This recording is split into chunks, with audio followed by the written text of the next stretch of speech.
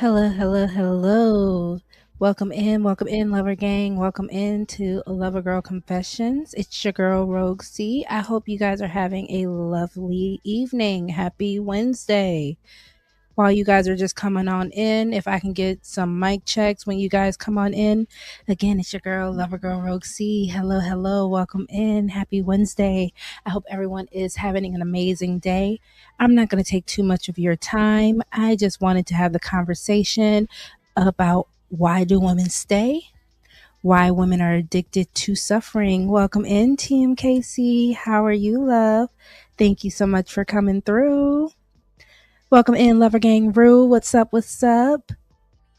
Let's see. Tavo, welcome in. Happy birthday. Oh my goodness, I'm sorry. Happy birthday, Melissa. I hope you are enjoying your birthday. What are you, a Taurus? Taurus gang in the building? I hope you had a beautiful birthday. Happy birthday to you, Melissa. Welcome, welcome. I hope you stick around. Thank you, Boo. I appreciate you. Thank you. I like to bring you guys a little something new every time. Hello, Samantha. Thank you so much for joining us today. I hope you're having a lovely day. If you guys are new to Lover Gang, I hope you stick around. I hope you enjoy the content. We try to go live at least once a week. I try to bring you guys a show, just something quick, something that we can chew on, something that we can talk about. We like to open up the panels. And we like to have discussions, but I do also like to give poetry. I love to give a little vibe to the whole little live stealing. Listen, we love a good fro, right? A good little curly moment. We're here for it every time. You go ahead. I hope you listen, rock it, rock it, rock it, rock it. I love it. Yes, pretty brown, brown. We love it. If I can just get a mic check, mic check, mic check. Oh, Samantha, thank you so much. I hope that you just stick around then. Thank you so much. That's such a listen. I love Lover Gang. I love y'all so much. I appreciate y'all. Like I said, if I could just get a mic check real quick, anybody who could just let me know. Sounds good. I appreciate that. I appreciate that. Listen, we don't have to steal it. I promise you. I promise you. It's so easy to get hair like this. But you guys, I will most definitely I love to make sure that I give y'all some looks. We love the glow up fund. We love to just look good, feel good. We like to, just bring in an ambiance, set a standard of beauty, because all Lover Gang is beautiful. Lover Gang is beautiful. And I'm just so happy that you guys are all joining us. Thank you. Thank you. And like I said, I am Lover Girl Rogue C. So I hope you guys are ready. So I am going to review some videos that I saw on TikTok. And like I said, since we got the mic good, thank you again, Lover Gang Rue. I appreciate you as always. I'm going to go ahead and just kind of get started. I don't want to take too much of your time. Y'all can let me know if I finish a little early, if y'all want to do a panel. If not, we can just do a little quick live and call it a night. So let's go ahead and get started. Again, today we are going to talk about women being addicted to suffering, women choosing suffering. And, I do want to just kind of get a conversation going about that because it's the choices that we make, right? So, like I said, good evening to you all, Lover Gang. If you are new here, this is your girl, Rogue C, with Lover Girl Confessions, and we are doing a live today. Tonight's conversation is going to make some people a little uncomfortable because when we talk about suffering, we usually talk about what was done to us, right? We talk about the people who hurt us, the opportunities we never got, the betrayals, the disappointments, the heartbreak. But tonight, I do want to ask a harder question. Do women sometimes choose suffering? Not all suffering, not abuse, not assault, not poverty, not illness, not tragedy. Those things happen to people every day. And those things are not anything that we should just turn our noses to, that we should just laugh at. These are serious things. Let's see what y'all talking about. Welcome in. Welcome in. Is that Margie Calvin? Nice to meet you. Hello. Welcome in. Absolutely, Mana Chill. Communication is key. Oh, I just appreciate y'all. I appreciate the love. Thank you so much. You guys are so awesome. Let's see. What is Mana Chill talking about? Never mentally dwell on suffering and always live in the present. Then think on what to do next with your work life. I agree. It's all about purpose, and it's all about exactly like what you said. You can't just dwell in it. You can't just sit in what makes you suffer. You do have to keep moving and keep going, because the moment you get stuck in it, you do stay in a victim role and you can never be a victor. So I definitely agree with that. Hello, Taylor Waters. Welcome, my love. Welcome in. You guys, thank you so much for joining us this evening. I hope you are having a good day. If I don't get to say it, happy birthday to you, Margie Calvin. I hope you enjoy your birthday as well. We have two birthdays. Shout out to the Taurus gang. I hope you guys enjoy your birthday month. Turn up the whole time, right? It's a turn up, especially in the summer when it's nice and hot outside. I hope you enjoy. So let's continue. So, like I was saying, not all suffering, those things happen to people. But what about the suffering we repeatedly return to? The suffering we recognize, the suffering we tolerate, the suffering we call love. Let's talk about it. So, the first segment that I want to talk to you all about is, are women choosing suffering or are they choosing familiarity? Most women don't wake up in the morning and get a good stretch in and wake up and like, oh, today I'm just going to choose to suffer. We don't do that, right? I want to suffer today. I want to do something that makes me cry. Well, okay, I'm lying. I might do that sometimes. Sometimes you just want a good cry. But for the most part, we don't do that. We don't wake up ready to just choose what we want to be upset about and what we want to focus on as far as suffering, right? But many women choose what does feel familiar. Sometimes familiar is chaos. Sometimes familiar is inconsistency. Sometimes familiar is emotional unavailability. Sometimes familiar is struggle. But the question that I have to ask, or the question that it becomes, are we choosing pain? Are we choosing what we knew? Or at least what we think we know, right? So I do have a question for you all. Have you ever stayed in something because it felt familiar? Is familiarity stronger than logic? Can comfort and dysfunction become the same thing? Give y'all time to talk to me back and see what y'all say. Oh, it's Gemini season. My bad. Shout out to the Gemini. Is it Gemini season already? We did get into June. That's crazy. Happy Gemini season then. My bad, y'all. So all my Geminis. Shout out to you all. If you are under the age of 18, I'm not sure the space is for you. I appreciate you all for being here, but this is an 18 and up more sort of situation. But thank you, Tay Tay. Welcome in, Tay Tay. I'm sorry, girl. Hey, girl. Hey. Welcome in, boo. I'm happy to see you. Let's see. Man, chill. Don't mentally dwell on anything bad, evil, or forbidden. I agree. I most definitely agree. Meditation is extreme overdwelling. So are you saying when people sit down and meditate, they're still dwelling in what they're suffering from, or is it a way to release from suffering? Mentally dwell on good things only. Salute, Kills. Welcome, welcome. Kills, why is there a 9 in my name? Where'd the 9 come from? Kills, you can ask. You can ask for the wrench, and you know, we could definitely make that happen. I don't know. Does Kills have to pay for the wrench, y'all? Because Kills was charging. Kills put a little hefty little price on my wrench over at your channel. But I got you, Kills. I got you after the show or while I'm playing the video. All right. So let me go ahead. You see, they're already on your top, Kills. Right brain, welcome in. Oh, thank you so much. Thank you so much for joining us. I hope you're having an amazing day. Y'all, the crazy thing is I actually did forget to post this on Instagram as well. So I got you, Kills. Give me a second. I got you. I forgot to post this on Instagram. I'm just kind of just going with the flow today. It's just a Wednesday, so I'm just happy for everyone coming in. It's going to be a little chill vibe. And, you know, shout out to the replay gang. If you are part of the replay gang and you catch this live, I hope you are enjoying. I hope you have hit the like button. I hope you have subscribed. And if you're watching right now, hit the like button, subscribe. If you are also in the position to bless your girl with the donation, I have the Cash App scrolling at the bottom. feel free to donate to the platform as well. Thank you, thank you. But while we're doing this, oh, nice. Shout out to Cammy and the Untouchables. Thank you so much for joining. I think I don't remember the name.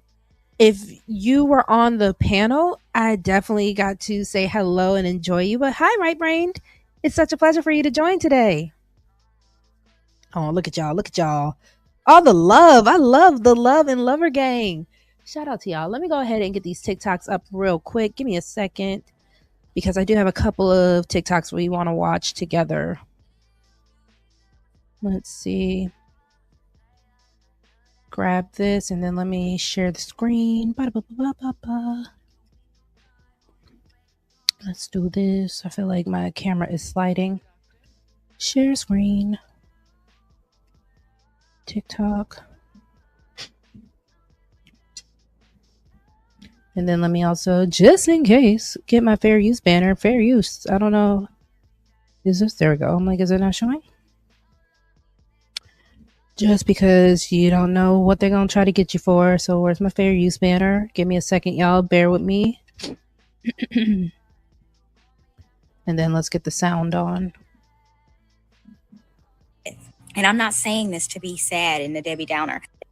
Fair What use. doesn't kill you makes you stronger. No, I'm a trauma therapist and I'm here to tell you that what doesn't kill you sometimes leaves you functioning, but it also destroys you. I recognize why we all instinctively want to hear a great survivor story. We want everybody to be a survivor of their trauma. But what I am honestly telling you that I've seen is that sometimes people are destroyed forever. A lot of people don't actually survive. They become a new version of themselves. Maybe they're still functioning. Maybe they're still accomplishing things, but they're not the same. They've lost a part of themselves that they struggle to get back. They become a new version of themselves that they don't really know how to repair with. And I'm not saying this to be sad and a Debbie Downer. I am saying this because what people think is that once you get out of the threatening situation, the traumatic situation, that you become better, life becomes easier. But the reality is that's when it gets really hard. It's hard because now you are actually feeling the feelings that you weren't able to feel while you were surviving. Now you are actually seeing just how pervasive and damaging the whole situation was. Crawling out of the hole is a lot harder than falling into it. What doesn't kill you makes you stronger. No, I'm a trauma therapist and I'm here to tell you. Okay, okay. So I kind of like what she did there, just to explain that yes, once you actually are getting out of the hole, once you are, how can I say this? Getting out of the trauma is still traumatic in itself.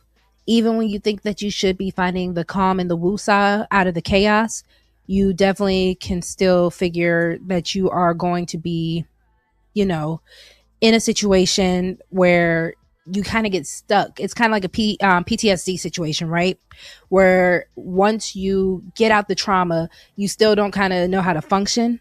And we see that even with people who have been in prison, and why recidivism rates are where they are, because a lot of people don't know how to cope outside of their trauma. And that's why I do want to have the discussion about if women pick suffering. I even wanted to ask, are we kind of addicted to suffering? And then I am going to be fair. Later on, I'm going to ask about the fact that, is that all we know because that's all we're surrounded by? Do we have any other options outside of suffering? So, I kind of like how she said that, especially since she is a professional when it comes down to people in trauma, because we don't have enough discussions about that. And a lot of people think once you're out of the trauma, it's over.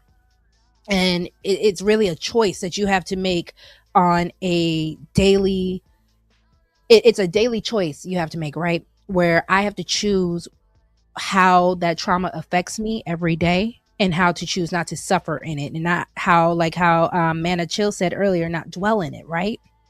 So I definitely liked what she said. What are y'all talking about in the chat? Lord have mercy. Do I even want to put it on the screen? Hold on. Welcome in, Willing to Win. Thank you so much for joining. Shout out to Willing to Win. I hope you're having a great day. Let's see. Are y'all talking about something? Hold on. Oh, Lord. Y'all getting married? Shout out to the marriages. Shout out to the marriages. Listen, that's what Lover Gang is for. Lover Gang is for finding love. And if we're going to be getting married over here at Lover Gang, listen, just say, Rogue C set it up. So I'm happy for you. Mazel tov. Don't consent. Y'all are funny. So let's go to the next video real quick, and then I'll get back into my spiel. It's This might be a hot take, but I think sometimes you can be addicted to suffering. When you're in a state of suffering or depression or self hatred and shame, it is so easy to become addicted to that because eventually you find comfort in that. It becomes like a warm blanket that you wrap around yourself because it's easy to just succumb to the darkness, honestly. It is much harder to pull yourself out of that and want to actually live another day, to stop your suffering, to stop your depression, to stop any of these negative feelings and spirals that you go through. It is 10 times harder to break out of that than to stay in. I know this because I was someone that was addicted to my own suffering and to my pain. I was constantly replaying situations in my head. I was comfortable just being in this dark space because eventually the darkness becomes comfortable. It feels normal, it feels easier, and the light feels so bright and so hard to reach. So it feels easier to just stay where you're at rather than trying to push forward. It's almost like your suffering connects you to a higher sense of being, as weird as that sounds, but there is something deeper and bigger to connect to when you are in this state of suffering. Like, again, I think that's why sometimes people get addicted to that self martyrdom where they feel like if they are sacrificing themselves or suffering in some way, that you are connecting to something greater or that you are a part of something larger, like the embodiment of human suffering over time. Like, it is the weirdest thing, but it is such a slippery slope to go down, and I understand what that feels like. And I think that's kind of why I make so much content about just chasing after what makes you feel good and lights you up inside, because it is so easy to want to stay down, to want to stay depressed and miserable and bitter, but there is light on the other side. It's just going to take effort and work to get there. I think oftentimes people want things to come easy to them. They want healing and growth and creating your dream life to come as easy as breathing. But with anything in life, it's going to take effort and it's going to take work. And I know when you're in that dark, depressive state, the last thing you want to hear is, I have to do more work. But in order to build the life of your dreams, in order to not suffer every single day and actually have a will to live, you have to fight your addiction to the darkness. You have to fight it with every fiber in your being. And I promise there is so much light on the other side. Like, it is so hard to envision a healed version of yourself. And I definitely could not picture this version of myself when I was in my deep, dark, depressive state. But I promise there is so much beauty and goodness on the other side. And I know a lot of people are struggling with anhedonia and not even feeling anything at all. And I completely understand that. But honestly, if it takes just going back to the things that used to make you happy, even from childhood, if it takes going on walks every single day, if you need to get back into therapy, whatever it is, it's important to take those steps, because allowing yourself to just stay in that state of suffering and misery just hurts yourself, and you're denying yourself of so many amazing things in this life. This might be a hot take, but I think sometimes you can be addicted to suffering. When you're in a state of suffering or So I really like her take, and it's funny you said that, Tay Tay. I actually do have a video for us, if we get to it, because yes, we can say how Christianity and religion has taught women to endure. It has taught women that you are supposed to wait for the blessing outside of suffering. So it is actually something I want to hit on. I do actually have a video about that as well. So I'm happy that you brought that up. But yeah, with her point, I do like the fact that she calls out the fact that we can get so used to our suffering and so comfortable in the suffering where we forget to do the things that actually make us happy. We forget the things that actually bring joy to our life, right? And the fact that when it kind of feels so comfortable and so normal to be suffering, especially as women of color, especially as black women, it seems like once we get so comfortable in that suffering, we really don't know how to get out of it. We have to almost force ourselves to get out of it, right? We have to, like she said, go for the walks, call our friends, meet up with people. We have to get outside of just everything that is burdening us. And it's kind of strange when you really think about it. Even when you see these conversations about the whimsical black woman and the whimsical black girl, and how black people, black women are losing their whimsy, it's kind of like, where did the disconnect, or where did the connection to suffering become synonymous with being a woman? And like Tay said, is that because of also religion and stuff like that? Because again, the question also has to be asked, when did suffering become synonymous with women? in Black women, Christian women, any kind of woman, any person? When did suffering just become the same as who you are? When did suffering become your being? And I don't think we ask that question enough. I think we just get so used to not having the life that we want. I think we get so used to being able to blame other situations and blame other people and blame that we don't really get to see that we are the creators of our destiny, that we are the creators of the path that we want to take. And I feel like that's a lot of pressure to a lot of people, because what do you mean I'm supposed to designate and create my own path in my own life? What do you mean that I'm, no matter if I win or lose, it's still up to me? That sounds hard to people. That sounds uneasy to people. And I think sometimes falling into suffering is easier. Like she said, it's easier to go into that habit. It's kind of easier to go into your shell like a turtle. And I need people to understand that we have to get out of that mindset. That's why we have perpetual victims. We have forever victims. We have people that don't necessarily want to really even try anymore. They're tired, they're exhausted, but it's like your suffering is what's draining you and sucking you dry of your light and your passion and your purpose. And I do have to keep asking women, why do we do that? Are we choosing to do that? Is there another option that we're just not aware of? What is the deal? So the next segment, let me go ahead and take this down real quick, and then we'll get back to the screen. Ooh, there we go. StreamYard has been acting weird for me. I don't know if anyone else has been having issues with StreamYard. It's been really weird for me. So then my next segment is the struggle love addiction. You know, in this space, we talk about struggle love all the time, right? We hear it so often. Many women claim that they want peace, but peace can feel boring when chaos feels like home. A healthy relationship can feel uneventful. A stable man can feel predictable. A consistent man can feel unexciting. Yet the unavailable man creates anxiety, anticipation, uncertainty, and emotional highs. And many people mistake those highs for passion. So, you know, have women confused anxiety with chemistry? And you know, you hear that all the time, right? When someone gives you butterflies, that's your anxiety. When you get those butterflies in your stomach, when you feel like, oh my goodness, I can't wait, or what's going to happen, that's actually anxiety when you get butterflies with somebody. But, you know, I think that's kind of a new phenomenon that people are really just understanding and really just coming to terms with. Like, oh snap, this might not be the best situation for me. This might actually be those red flags that we hear so many people talk about, but because it feels exciting, it's almost like a roller coaster, right? You're going up that roller coaster, and then you know that drop is about to happen, and you're about to get those highs. You're about to get that extreme, you know, what's the dopamine? You're about to get those dopamine hits. You're about to get that adrenaline hit, right? And I think that's what we get so excited about and so used to when it comes down to unstable or chaotic relationships, right? But I also have another question. Is struggle love romanticized?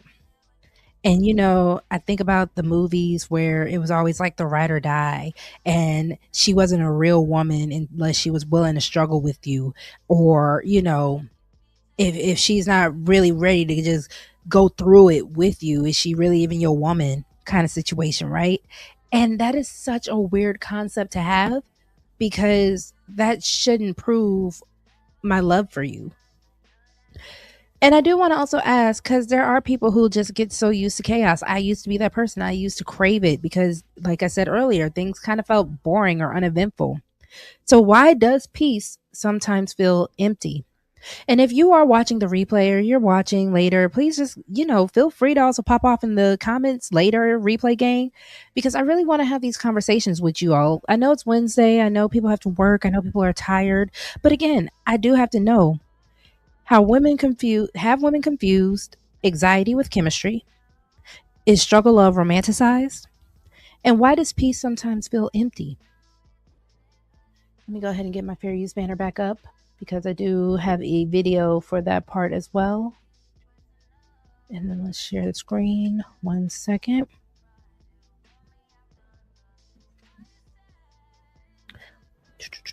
Go back to TikTok real quick, y'all.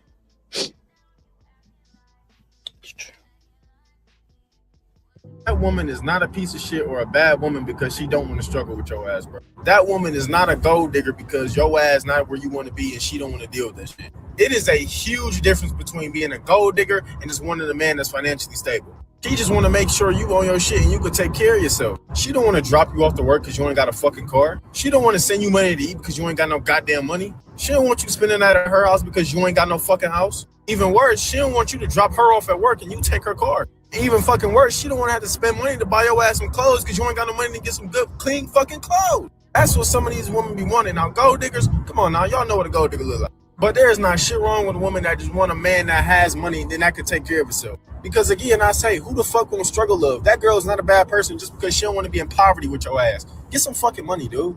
That woman is not a piece of shit or a bad woman because she don't want to struggle with your ass, bro. That woman is not a gold digger because your ass not where you want to be and she don't want to deal with that shit. It is a huge difference between being a gold digger and just wanting a man that's financially stable. She just want to make sure you own your shit and you can take care of yourself. She don't want to drop you off to work because you ain't got a fucking car. She don't want to send you money to eat because you ain't got no goddamn money. She don't want you spending that at her house because you ain't got no fucking house. Even worse, she don't want you to drop her off at work and you take her car.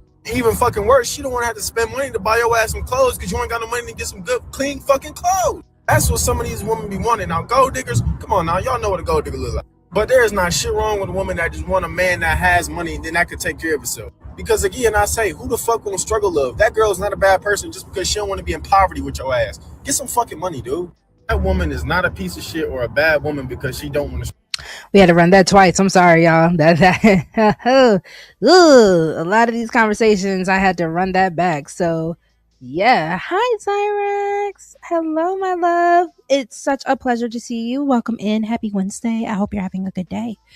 But yeah, and I love when men are able to also speak on these points because we also hear that gold digger word a lot. And I have to say, if we're going to talk about women choosing suffering, I do also have to admit that, again, we have situations where a lot of men like to see women suffer. A lot of men think that, like I said earlier, she's not a real woman unless she's willing to go through the trenches with you. And then they get mad at the woman that she becomes when she is hardened up or when she is angry all the time or when she doesn't feel safe. We talked about that in my last live about safety for women. But again, it's weird because I don't know where it became she's really a ride or die type of chick. She's really that woman for me because she's willing to suffer with me. And I've had males, really close men in my life who would tell me like, nah, you need to go back to your daddy and your people if I'm out here struggling. And I have to say, as much as that would feel like it would hurt, I appreciate men who believe that because again, you all have to understand that when men have to go through it, they have to go through it alone, respectfully. Us as women being on their side all day, every day, and even me, I had to learn this, trying to motivate a man all day, every day does not really help him. It does not really motivate him. It's something about the fact that he goes through the trenches by himself and he's able to come out a stronger man. Excuse me. He comes out a stronger man that he actually feels like he's earned more respect, and rightfully so.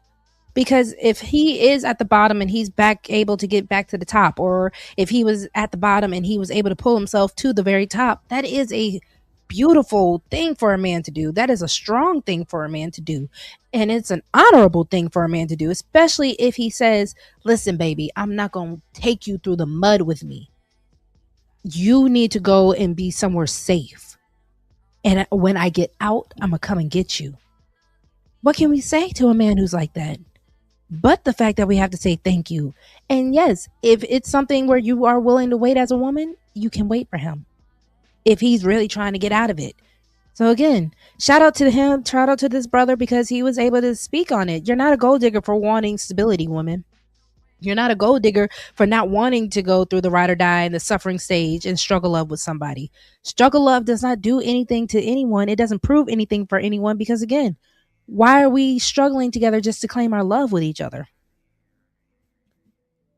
But like I said, I am going to move on to the next point. Let me go ahead and put this down real quick. So then my next segment is the savior complex. Many women don't date I'm sorry. Many women don't date who a man is. They date who they think he can become. A lot of us fall in love with potential. And I think that's where we get caught up in struggle love as well. That's the accountability side for a lot of us as women. We fall in love with potential. He has this vision, he has this dream, but he doesn't have any action to back it up. He hasn't shown us any type of business plan. He hasn't shown us the motivation that you want him to have to really see this through. So we fall in love with the potential of a man. And potential has destroyed many women. We become attached to a future version of a man that doesn't exist yet. Then we spend years trying to build him into someone who we should have required him to be from the very beginning. So I have to ask, why are women willing to build men they wouldn't choose in their finished form? Is fixing someone a form of control? Because I can be honest, I do agree. I've been called a drill sergeant. Shout out to the Untouchables. They called me a drill sergeant. They said I was nagging over there. I have lost not only respect to a man, but a man has lost respect for me because I'm not going to say I guess. I'm going to take accountability. I pushed too hard. I wanted the potential to actually be something bigger. And I have to admit, once I found out that that wasn't what he wanted at the time, I most definitely pushed him away. Because I'm thinking I'm being a cheerleader, rah, rah, rah, keep going, rah, rah, rah. But what I actually was doing was undermining him because I was trying to make him into something that I wanted him to be. And I don't believe he wanted to be. And that was wrong on my end. That was very, not just only undermining, but it was disrespectful. Because I guess I ended up turning his dreams into my dreams. And I wanted him to achieve them the way that I wanted him to do it. And that was wrong on my part. So I do believe, answering my own question, that fixing someone is a form of control, especially from a woman's side, because it's not really our job to build up a man in the first place.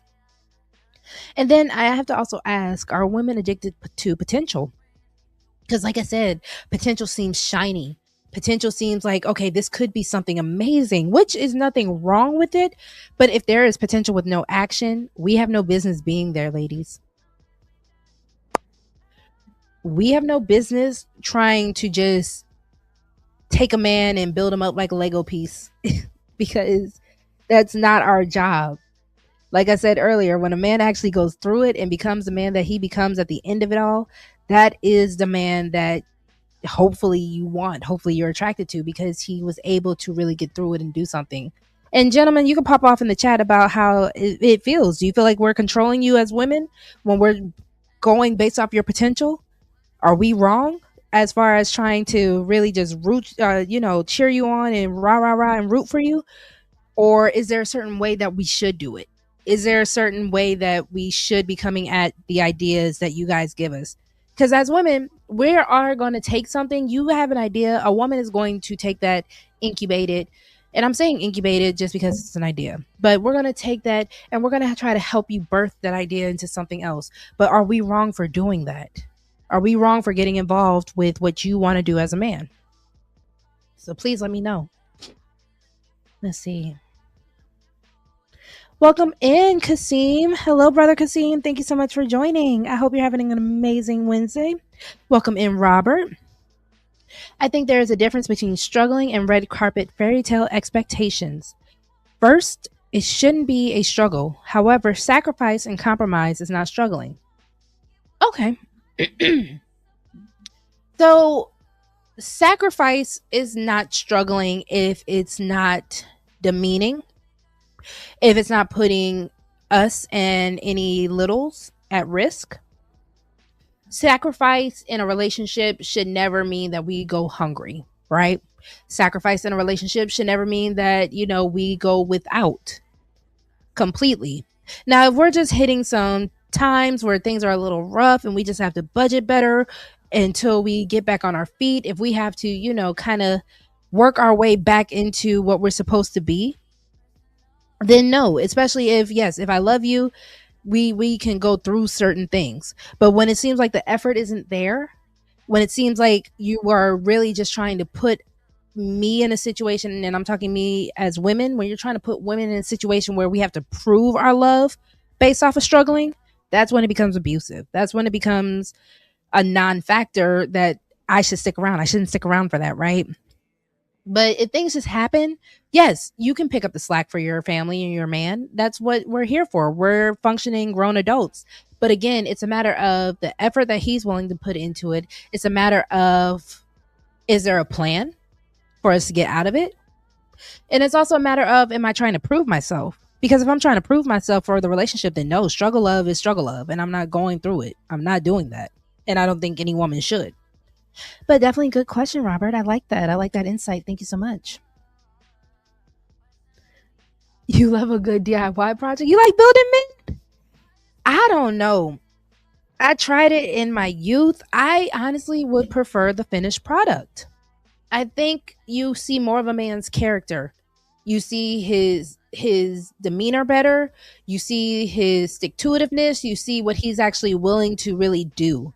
When we get involved with men too early, I don't think we give them chances to be men like that. I think we kind of take that away from them. But I mean, I could see the Bobina the builders who are okay with, forming and shaping things. I think that energy goes better to children. But, I think when it comes down to a grown adult, I do think it's a lot of wasted time, especially if he's not really trying to match the energy that you're willing to put into him. If you're willing to put more energy into him, I think that is problematic.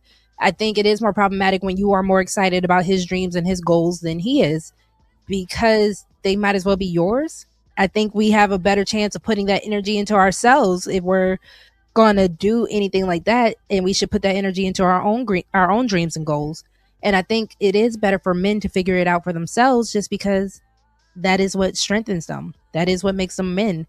That's what, when you think about like the rites of passage, men were supposed to go and learn how to hunt. Men were supposed to go and learn how to create fires, forge. They were supposed to learn how to do a lot of things that just kind of made them tougher. And I think the moment that we pick up the slack for them, when it's not needed, let me say that, when you're picking up the slack for a man and it's not needed, I think that is when it really does become an issue. I think our energy is better suited to build ourselves up, and then it is better suited to build up the home.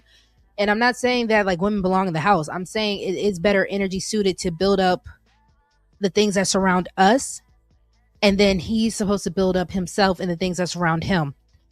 Because again, us putting that energy, I notice a lot of men resent women when they do that. A lot of men think you are disrespecting them when you build them up. But I definitely appreciate that. If y'all feel like elaborating, please feel free to. Excuse me, sorry y'all. This weather has been crazy. Has anyone else noticed the up and down in the weather? It's been nasty. Thank you, Robert. Let's see. No, women are not controlling us. All right, Rob Esquire, what do you mean? Because I was asking more so as far as the controlling thing, when we get more involved with your dreams than you do. And that when we kind of push, because I gave my own example, my own anecdotal example, when we push and push and push and push you all, I feel like that is kind of low-key like puppeteering.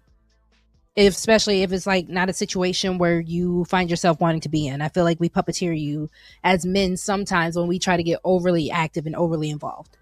So thank you so much for your comment. I hope you can elaborate for me. Let's see.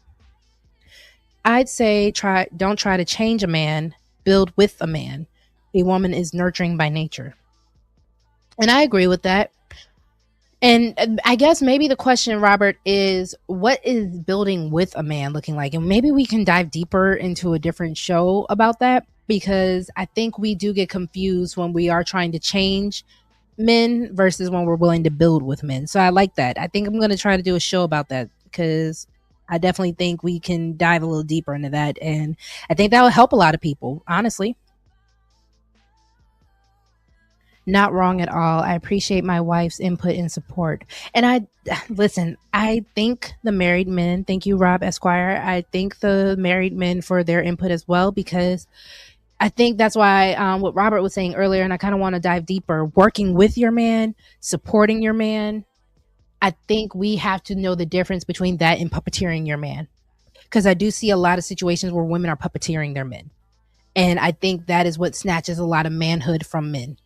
So I think we need to, like I said, shout out to both of you, Rob and Robert, because I think I do want to kind of dive deeper into that on a later date. So I appreciate y'all. A woman's input is essential in any relationship that's going to last. Yes, and no one's saying that women should not have an input. I want you guys to understand me clearly. It's a matter of where we are now taking on the helm of being you, where we're trying to make you a better man. And I don't think that's in our role. I don't think that's fitting for us to try to make you all better men. Now, a lot of people could say, well, Rosie, what are you trying to do? I'm just bringing attention to it. I'm bringing awareness to it. If the men want to take the advice that I say because they are saying it's so hard out here to be men, if the men are wanting to take the advice because they're not getting the results that they want with women, then yeah, I'm going to tell y'all have to be better men. But I'm not trying, like I said, I've been there, done that. I'm not trying to make the only man that I'm trying to help build up is my son, respectfully. But it's also because he doesn't know better. But I also know that there are certain things I'm not going to be able to teach him as a woman. That's why he has he has other father figures, grandfathers, uncles. He has other men in his life that are going to teach him the things that I can't teach. But I don't believe that women can really cultivate a man. It's a little different when a man tries to cultivate a woman. I don't think we can do it the same way. Now, like I said, we can support you all. We can have input for you all. But when you guys really need to go through it, you guys really need to go through it by yourself. I don't think a woman struggling with you all actually helps your manhood. Especially if she's just struggling with you to prove that she's such a good woman. That doesn't help anyone. That actually hinders people. That actually gets in your way as a man. It's actually more of a liability than anything. Build with the man, not change or expect what your version of reality is. And that's the whole point, Robert. I agree. I think a lot of women have this idea of when we build with a man or build up a man, we're trying to make him into our Ken doll. We're trying to make him into what we want him to be, into what our reality of what he should be. And that's not fair to a man, especially if that's not what you want to do. So you like to wait at the finish line for the dude that crosses first. Okay, I like how you ask that. So let me say this. Again, it's not a matter of waiting at the finish line strictly for the finished product. It's a matter of I can't make you a man. I can't make you a better man. Who you are as a man is who you are. So whatever version of you that is, when I find you at your potential, it's not my job to keep pushing and keep pushing and keep pushing and keep elevating you in the way that you know how you want to be. It's not my job to put my will onto you. And that's all I'm saying, right? I'm not God. And even God gave humans free will. I can't put Rogue C's will onto the man that Rogue C's with. He's going to do what he's going to do, and he's going to be who he wants to be. And it is my job to understand that. And it's my job to actually say, yeah, I'm going to stick around with him. Yeah, his plan makes sense. Yeah, he's the right man for me. So in a matter of the finished product, you are supposed to still be more of the man that you are without my influence. And I can't make you that man. Now, once we're together and life happens, I can support you and I can support us in every way that is in my ability. But you as a man, I can't make you a man. That was your parents' job. That was for you to figure out in your young adulthood. I can't make a man. I can't raise a man. Shout out to K Michelle, right? Let's see. Thank you. Y'all ready for the link already? Not putting all the burden on us to start. Okay. And I agree with that. I don't think anyone should be a burden to anybody in the relationship. The moment you become a liability, the moment you become a burden to the relationship, I don't think the relationship is going to work. Because again, we're two functioning adults. We should be able to come together and make the relationship something beautiful because we are functioning as adults. But again, the whole issue with potential is potential can be a burden if you're not trying to be anything with that potential, if you're not trying to see that potential through. I shall drop the link momentarily. I will. Am I spieling too much, Tay Tay? And forgive me, y'all, I'm behind in the, as I'm doing my show and I'm talking about the talking points that I want to do, I do get behind on the comments in the chat. So I appreciate y'all for bearing with me, and I appreciate the conversation. Thank you for, coming back to me with the conversation.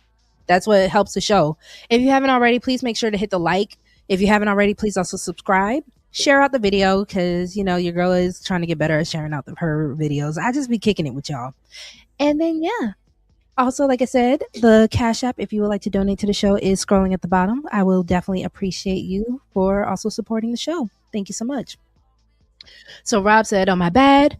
I came in late. I agree with you. I apologize for the misunderstanding. As long as a woman is in full support and offering intelligent guidance and an open ear, I believe men will agree." No worries. No worries. Listen, I'm happy that you came in and joined us. I definitely agree. Like I said, when we are together, we are supposed to be a yin and yang. One might not be able to do something that I can. He might not be able to do what I can do, and he, can do what I can't do. I think it's really how we push and pull with each other. But if I am constantly pushing and pushing and pushing you into a position that you're not trying to be in, I'm wrong. So I do have to take that accountability as women. And I think a lot of women who act like me will also have to take that accountability. Let's see. Building with a man looks like what a relationship should be, but many women are afraid of it. Work, compromise, sacrifice, and listening. Okay. So, what part of this are women afraid of or not willing to do? Are we not willing to work? Are we not willing to compromise? Are we not willing to sacrifice? And are we not willing to listen? And you know what's funny? I do hear a lot of men say that a lot of women would not do either or. And it does come down to the idea, are women just stubborn? Or do women know better? Or, are we just being disagreeable just to be disagreeable? Because I did mention earlier, there are women who enjoy chaos. There are women who are addicted to suffering. So now I do also have to ask the men, are you getting with these women who don't know how to be peaceful, who don't enjoy peace? And that's why she's not willing to work. She's not willing to compromise. She's not willing to sacrifice or listen. Because again, I do have to always go back to the people that we choose.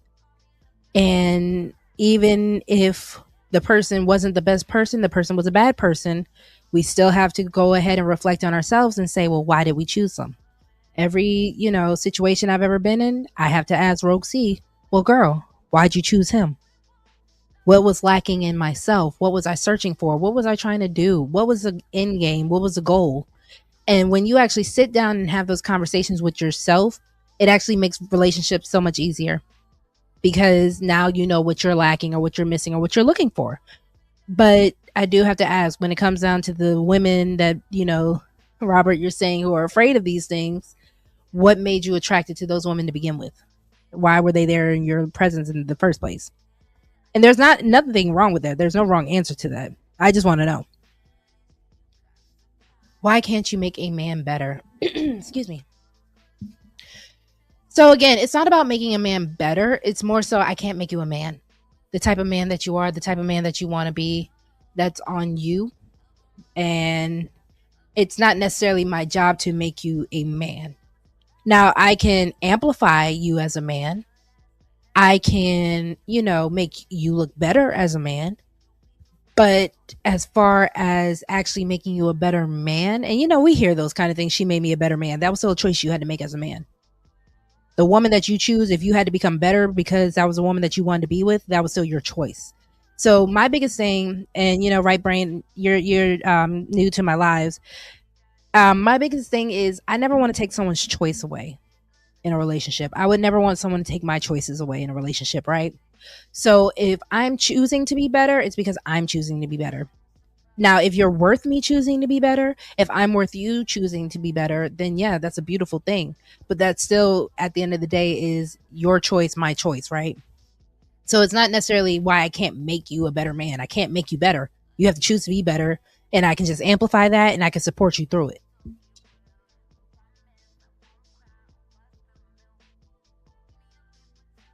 Pardon me. Please do as Willing to Win said. Please like the video. Please, if you have not already. Kasim says the success demands you clarify values, align on vision, and invest in the partnership itself. It bridges romantic desire with realistic strategy, moving marriage beyond hope to deliberate design. Oh, I like that. I like that a lot, Kasim. I'm going to hold that up for a moment because that is a really, I was actually talking to one of my dads earlier today about the fact that a lot of people don't balance the work and the play of marriage. A lot of us don't balance the fact that we have feelings, but we also have roles and assigned and designed jobs to do in the marriage. And that is where a lot of people, and myself included in my past marriage, get confused on things because things might not feel good, but it's not always going to feel good. So I like the fact that you are saying that, one, we have to clarify the values and that we also have to align, because a lot of people aren't aligning with each other. But then when you also invest in the partnership, I'm going to invest in you, you invest in me type of stuff, where I know the things that are going to make you feel good and look good, and you know the things that are going to make me feel good and look good. And then we bring that to each other, because happiness is fleeting if you aren't trying to do the work to be happy, which is the whole point of this show about choosing suffering. So I appreciate that. And then again, the balance between realistic strategy and romantic desire, because again, the passion that everyone's looking for, the feelings, the love, the romance that everyone's looking for, it does nothing for you without having an actual goal and strategy. So I definitely like this. This comment that you did, Kasim. I appreciate you for it. Let's see. A lot of Black and brown women are very stubborn.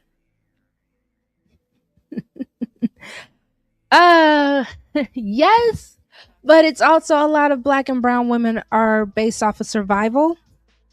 And, survival has made it more difficult to trust in things that, unfortunately, a lot of times we do have issues with men, where trusting in men has become a luxury that a lot of women haven't really tapped into yet. But there is a stubbornness. I will agree with that, because I'm very stubborn. But it's also just a matter of the man and the woman that you're dealing with and how you guys can get together and actually build something beautiful. Welcome in, Lady Quantum. Dr. Quantum in the building. Hello, gorgeous. I hope you're having a wonderful Wednesday. All right, y'all. Let me get through these segments, because y'all are ready to talk. Let's do it. All right, hold on real quick for me. Awesome. Thank you, Robert, for hitting and supporting the show. Shout out to Robert. I appreciate you so much. Y'all be like Robert. Support the show if you can. It's such a great listen. Thank you so much, Robert, for hitting the Cash App. I definitely appreciate you. If y'all want to be like Robert, the Cash App is scrolling at the bottom. I appreciate y'all as always. Thank you for the generosity. All right. So let me hurry up. So, do women believe suffering is the default? That is my next segment. So I'm going to be fair. Like I said earlier, many women were taught suffering comes with womanhood. Men are going to cheat. Marriage is hard. Relationships are struggle. Good men don't exist. If you find a decent one, you better hold on to them and keep them. And these are the things that we hear all the time, especially in our communities, right? What if some women aren't choosing suffering? What if they're genuinely just believing that suffering is unavoidable? So were you taught that love requires sacrifice? And a lot of y'all were saying that earlier, that love requires sacrifice. Do women expect disappointment before relationships even begin? Because that also goes back down to the fact that a lot of us were told that we're stubborn as women. Is suffering viewed as the cost for companionship? Is struggle love? Is suffering? Is trying to always be at the bottom with somebody the only way to prove that you love them? All right, I'm gonna hurry up through these segments real quick. So then my next segment is how blessings sometimes feel like a burden to women. So this is one of the saddest realities, right? Some women reject blessings because blessings challenge their identity. A healthy man feels suspicious. Peace feels temporary. Success feels uncomfortable. Help feels threatening. Love feels undeserved because suffering has become normal and blessings require a new version of yourself. And we have these conversations about like self-sabotaging all the time. So have you ever sabotaged something good for you? Why do some people trust pain more than peace? And can blessings feel heavier than burdens? And I mentioned this next segment because I know y'all want to talk on the panel, and I'll give the panel about an hour so we can have the conversation. The victim mindset. A victim mindset isn't simply acknowledging pain. A victim mindset is believing pain is always there, and that's all there is. It's seeing only what happened to you, not what happened because of you, not what happened around you, not what happened after the warning signs appeared. Victimhood keeps us powerless. Healing restores power. And that's why I like the young lady that I played earlier, because again, it is a choice to get yourself out. It is a choice every day to not let the trauma define you. And that's not saying that that's easy work and that every day you're going to be able to make that choice. But the fact that you will have to make that choice is the big part that a lot of us keep trying to avoid. And that's why sometimes it's easier just to choose suffering. So is there a difference between being victimized and living as a victim? And can victimhood become an identity? And I definitely think it can be. I think a lot of people actually get stuck in being a victim, and that is all they want to be, and that's all they can be. What happens when pain becomes your personality? So then let's see, how many segments do I have? All right. So let me get these segments out the way real quick so I can open up the panel. Bear with me. When you can see both the good and the bad, this is where accountability begins. Because once you can acknowledge both the blessings and the warnings, you're no longer simply a victim of circumstance. You're a participant. Not to assign blame, not to shame, but to recognize power. A victim only sees what happened to them.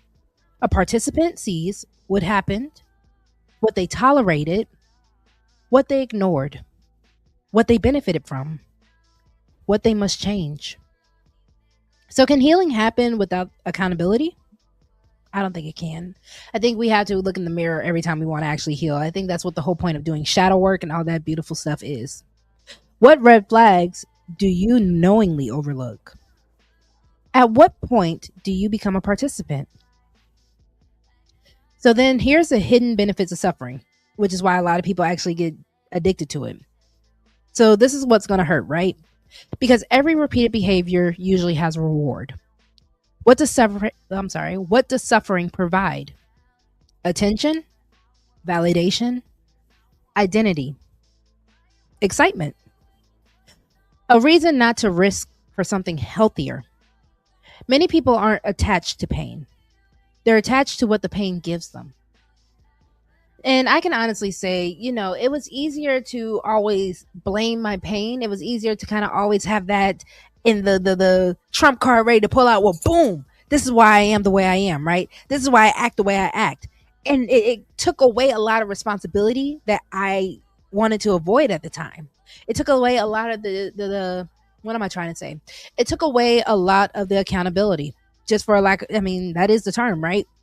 It gave me somewhere else to kind of put my focus on instead of doing the work that I actually had to do for myself to be a better version of Rogue C. And it was easier. It was convenient. And I didn't want to wake up early in the morning to really work on the things that I wanted to work on. I didn't want to work harder. I didn't want to do it. So the pain was something that I could easily just place it on and be like, well, that's the reason, right? So can suffering become comfortable? I think we answered that. Is healing scary because it removes excuses? And my biggest thing for 2026 that I do want to do, I want to remove complaints. And the only way that I learned that I can remove complaints out of my life is when I remove my excuses. because I don't want to complain about anything anymore. If things don't happen the way that I want them to happen, it's because I didn't push hard enough for the reality. And that's not saying that things can't happen out of my control, but the things that I can control, those are the reasons why I need to go ahead and knock down those barriers and keep pushing, because those are the things that are keeping me from being the best version, or being the version of myself, being the higher version, being in the positions, being getting paid the way I want to get paid, having the love that I want to have love, right? So that's what I have to start pushing through, because I don't want to be a victim anymore. I don't want to have complaints, and I don't want to have excuses. So then the next segment, real quick, is the fact that this is based off of scarcity thinking. Many women don't believe abundance exists. I know I didn't. Not abundance in love, not abundance in friendships, not abundance in opportunities. So they settle. Not because they want less, because they believe more isn't available to them. And when you believe options are limited, suffering starts looking like the reasonable compromise. So do women settle because they want less? No. But you can also answer that. Do you think women want to settle just because they want less, or because they believe less is always what they can get? What would change if women truly believed that they had options? And that's why I keep saying people need to stop taking, even to themselves, you need to stop taking your own choices away. Because the moment you start living in the scarcity mindset is the moment you start taking your own choices away. Welcome in, H&M. Hello, hello. See, Lady Quantum gets it. Being the observer. I agree. And, there's nothing wrong with observing when you are learning how to strategize with it, right? But I think when you are just sitting on the bench or the sidelines the whole time and not really playing the game, that's still losing to me, because you're not really doing what you really want to do, which is to play. And lastly, accountability and compassion. This conversation is not about blaming women. It's about empowering women. Because again, we already have enough of that. We already have enough of the humiliation rituals. We already have enough of the she needs to do better. She needs to choose better.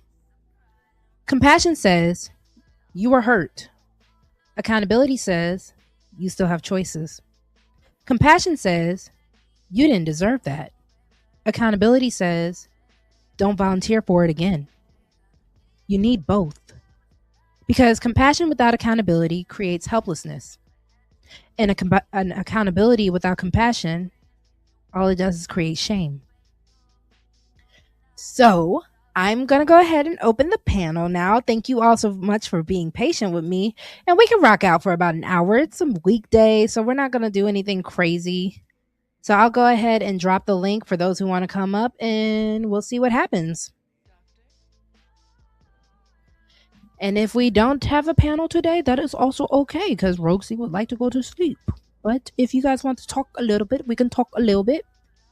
But if not, this was really just a little quick show I wanted to do, just to talk about the fact that we don't have to choose suffering. We don't have to choose, the things that actually just ruin us or make us unhappy. You can choose to no longer be a victim.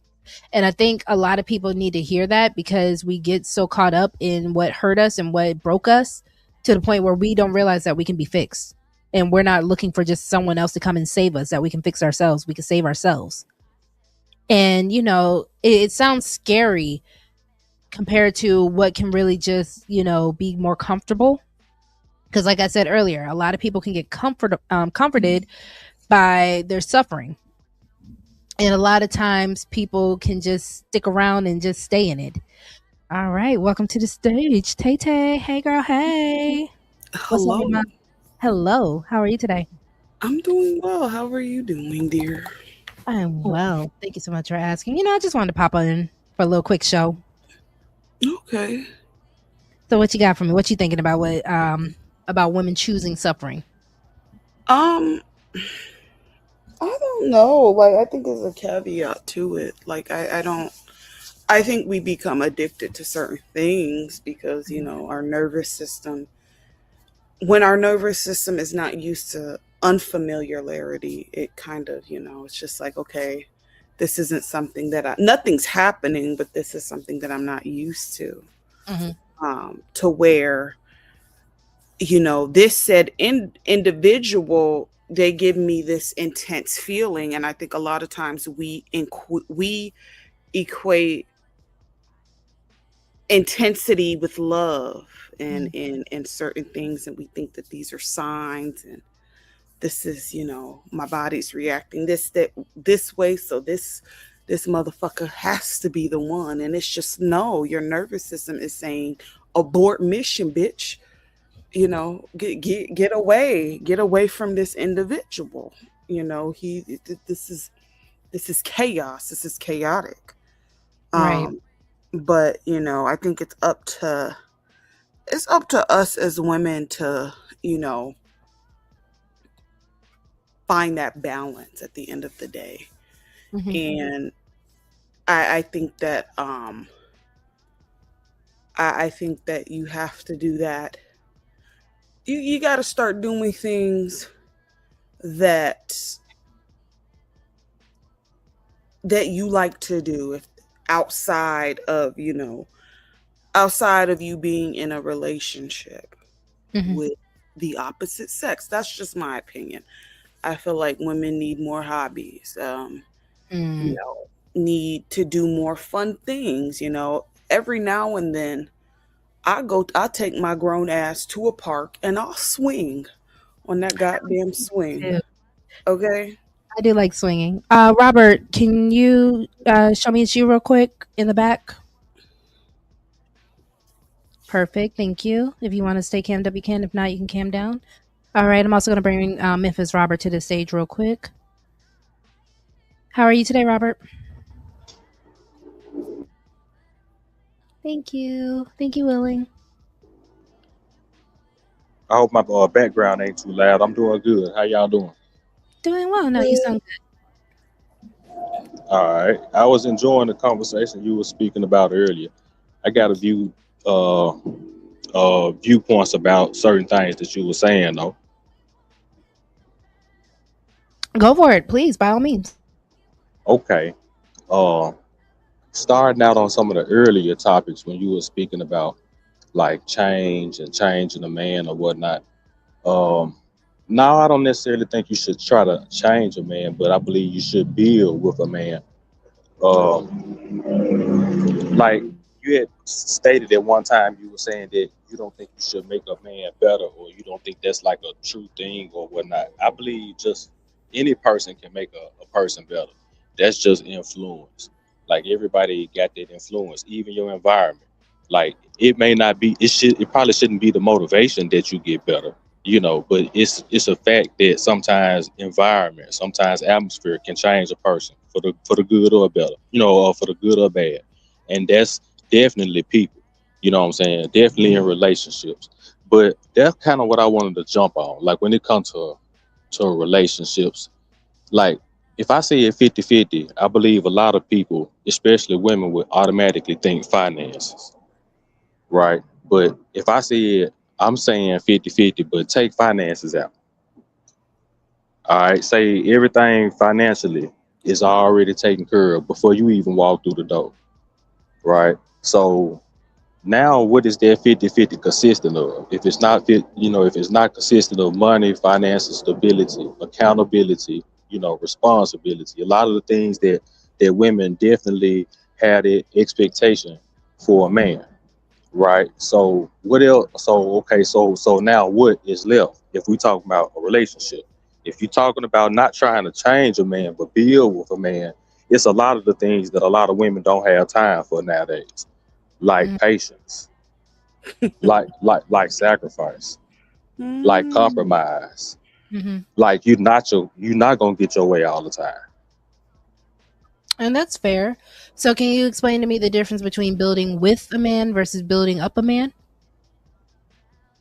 Um, Both of them, it's almost they both have their proper place because both of them is necessary. Because they could be one and the same, and then they could be two different things depending on the situation. So, wait, Uh, it's necessary for your woman to build you up? well, not necessarily build you up, like she can't make you, you know what I'm saying, but and she can't mold you. Yet, sometimes women have the mentality that they want to change a man. So they got a molders mentality at times, right? So that's what I'm saying. That molders mentality should be honed in the nurturing aspect of a woman by nature. So Why? because okay, just think about it.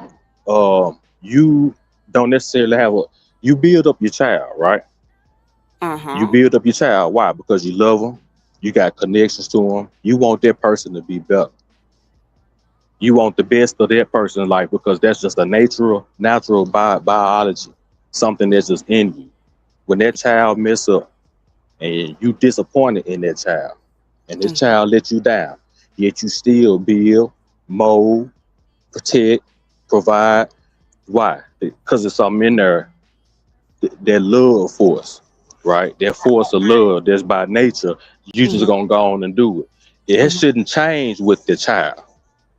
That should more than magnify with your man, with your family, with your friends. See, we put boxes and limitations and put all things into categorizations that they don't belong in Well, my opinion. respectfully, I think that your mother or your parents should have done that to you as far as, build you up. I mean, I understand as far as, as Ruth says, inspiring, being an inspiration, Correct. but as far as building them up, I mean, if you just don't got it in you, you just don't got it in you. And it don't matter.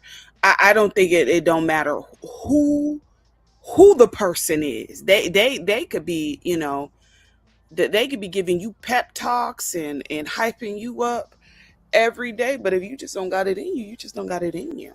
Plus, it's a little different with a child as well. When It you is have different. children are sponges. Children have no real concept of what life is. So building up a child is actually just trying to establish what they should be or what they can be. And then a lot of times we Uh, also you can't do that with somebody one that's stuck in their ways or somebody that's also supposed to be in there.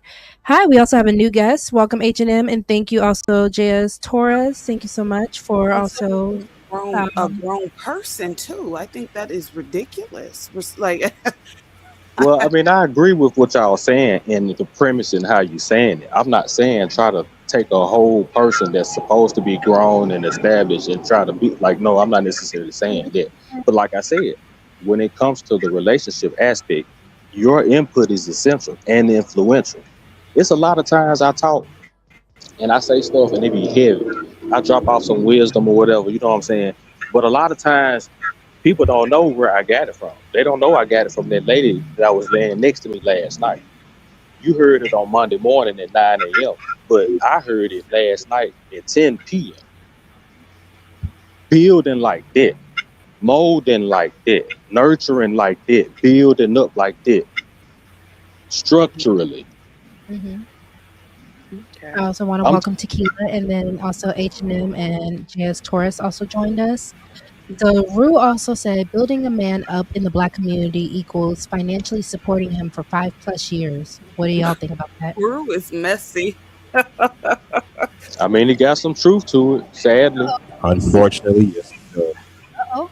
Uh-oh. Okay. Hold on. Yeah, I mean, I don't necessarily, I mean, hey, it's got some truth to it. I ain't gonna run from it. It does have truth to it. It's Okay. sad, but it is what it is.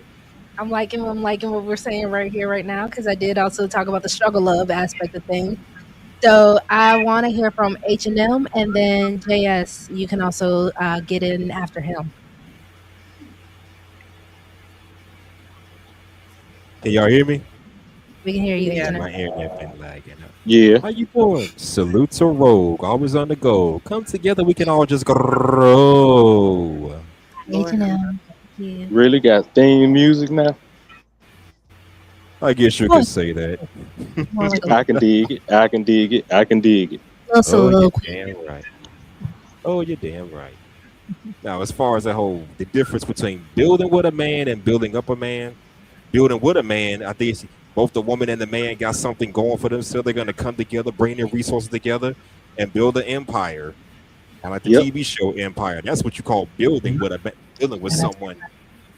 But building up somebody, that's when the person you're kind of inspiring that person to do better, and you kind of want that person to how should I put this, mature as well as evolve. I'm going more for the Mm-hmm. mature aspect. Mature is when you become a better version of yourself, but evolve is when you become a brand new version of yourself for better or for worse. I want people to mature and evolve. Hmm. You So go. when you're building up somebody, you're going to get one of two results. You're going to make that person the best version of himself, or you're gonna be taking care of this man for the for the rest of your goddamn life. Like somebody in the comment just said, supporting him for 5+ years. I've seen that happen before.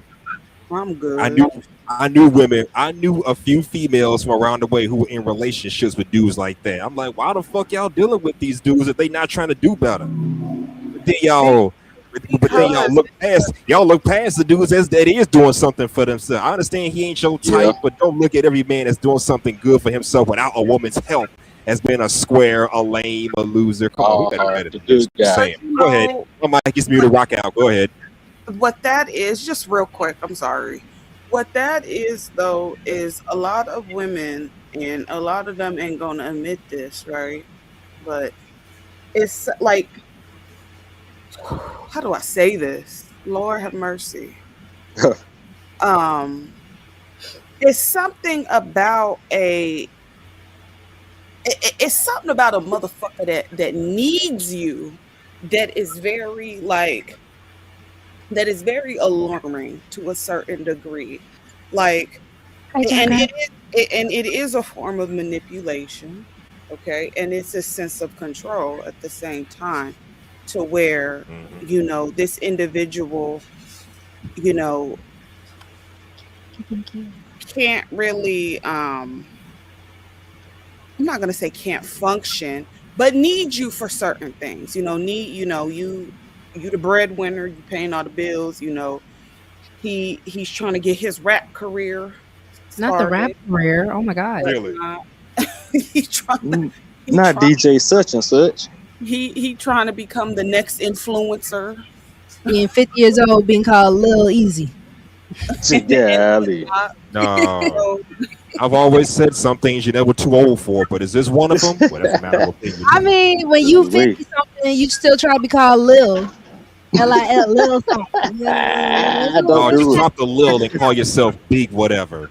I mean, Bow Oh Wow my did it. He just gosh. called himself Bow Wow. Romeo, same thing, just but Romeo. no, Take the it's a lil out form when you of reach a certain age. manipulation Yeah. and control. That's what it is. Now, when To you say where control, though, do you think that I asked this earlier? Do you think that women who want to build up a man just want to do it to control the men? I wouldn't say control them per se, but to be able to be like, nigga, I was there when you had holes in your socks. Okay. I was there when you had a chipped tooth. I fucked with you when you had a chipped tooth before you got your grill fixed. I was this, I was that. So, are men wrong then when they kind of replace that kind of woman? When they go to a woman who doesn't do that, right? Are they wrong now? I mean, I wouldn't say that they were wrong per se, because I Fuck mean, at the end of the me. day, you don't be like e- being constantly reminded that you weren't shit at one point. It could be, it could do something to one's psyche. Like, I'm not even gonna hold you. Like, as a person, that would do something to your psyche. Well, It really damn, would. because now that I'm doing well or doing better, you know, you're upset with that. You think that you thinking that I'm trying to stun on you when I'm just evolving and elevating, and you taking that shit personally. I can't fuck with you. Let me go replace you. Absolutely. And let's not forget this whole thing. Let's not forget how sometimes you'll build somebody up and then when they're fully built, they walk out on your ass with somebody better. Like if you're dealing with a builder nigga or whatever the fuck, let that man come up and now he thinking he better than you. He don't need you. He gonna walk out on you. Same thing with women walking out on men once they get better than them. It happens on both ends. That's why I say build together. Mm-hmm. Don't try to build against each other or compete with each other. Mm-hmm. I agree with that, Doc. Excuse me. I think it's a I think it's a limit, because when you're talking about building somebody up, like you say, it's got to be a point where you see, that person they trying to do something for themselves. It's hard to help somebody that ain't trying to help themselves. So there is a limit and a level. Yet, I think by nature, women just have that nurturing aspect about them that's just in them. It's just something in them to they got it in them to make something better. Like that's just a biological thing, you Yeah, know. unfortunately, ladies, we're always gonna be what I finally understand is as women, we always gonna give more at the end of the day because it's just who we are. The nurturing aspect that, like you said, that biological aspect, Uh huh. we're just gonna get more naturally. We're Uh whereas men, you know, y'all, not saying that y'all don't have emotions or anything like huh. Uh that. oh. So there's a lack of emotional nuance to a certain degree, which is just how y'all are. But it's nothing doesn't mean that don't mean that you don't have feelings, but you don't, we just have more nuances emotionally than you guys. Well, I agree with that personally. I think that's how I had to create. I think I ain't really an evolutionist type person. I'm more of a creationist, and I think that's how it was created just for that. Women they fulfill their role, and it seems like in fulfilling their role, they doing a lot more because they have a lot more to do. When men start fulfilling their role, they'll be able to say the same thing because we supposed to be the head, not the tail. Lenders, not borrowers, right? We supposed to be leaders, but a lot of time, especially in our culture, me as men, we're not in our rightful place. We're not in our rightful position. It's not that women necessarily give more, but they are created in a certain way that it's almost like they cover all the bases. It's fascinating. I think woman is one of God's greatest creations. I mean, if you just look at just the biology aspect of a woman, how she can carry a whole human being. I mean, just that alone and many other things. I'm very, very high on a woman. That's why I, teach my daughter and all the women that are around in my life, how special they are, how they should respect themselves and love themselves. But yeah, building together is work. It takes work. It takes not always getting your way all the time, but there is a limit. There should be a level because, in my opinion, you should only help ones that are trying to help themselves. So I want to welcome Eda Man to the Absolutely. stage. I did want to get JS in there, but I also Oh, I'm wanted to so do a little sorry. quick little shout out to, Mo Love. I posted on my shorts. If you have not checked out Lover Girl Confession Shorts, go ahead and go to the shorts page after the show because I am reposting some good clips from previous shows as well. But Mo Love said that women are the creators of destiny. And I love that mindset because even to what Robert and Tate were saying, we do kind of pave a way. So that's why I'm not necessarily disagreeing with the men, where it's like a woman can have an influence on a man, and a woman should be pretty much, we are co-pilots on this journey, this plane of life, right? But again, that's why I wanted to stick on the fact because it even goes back to the women suffering.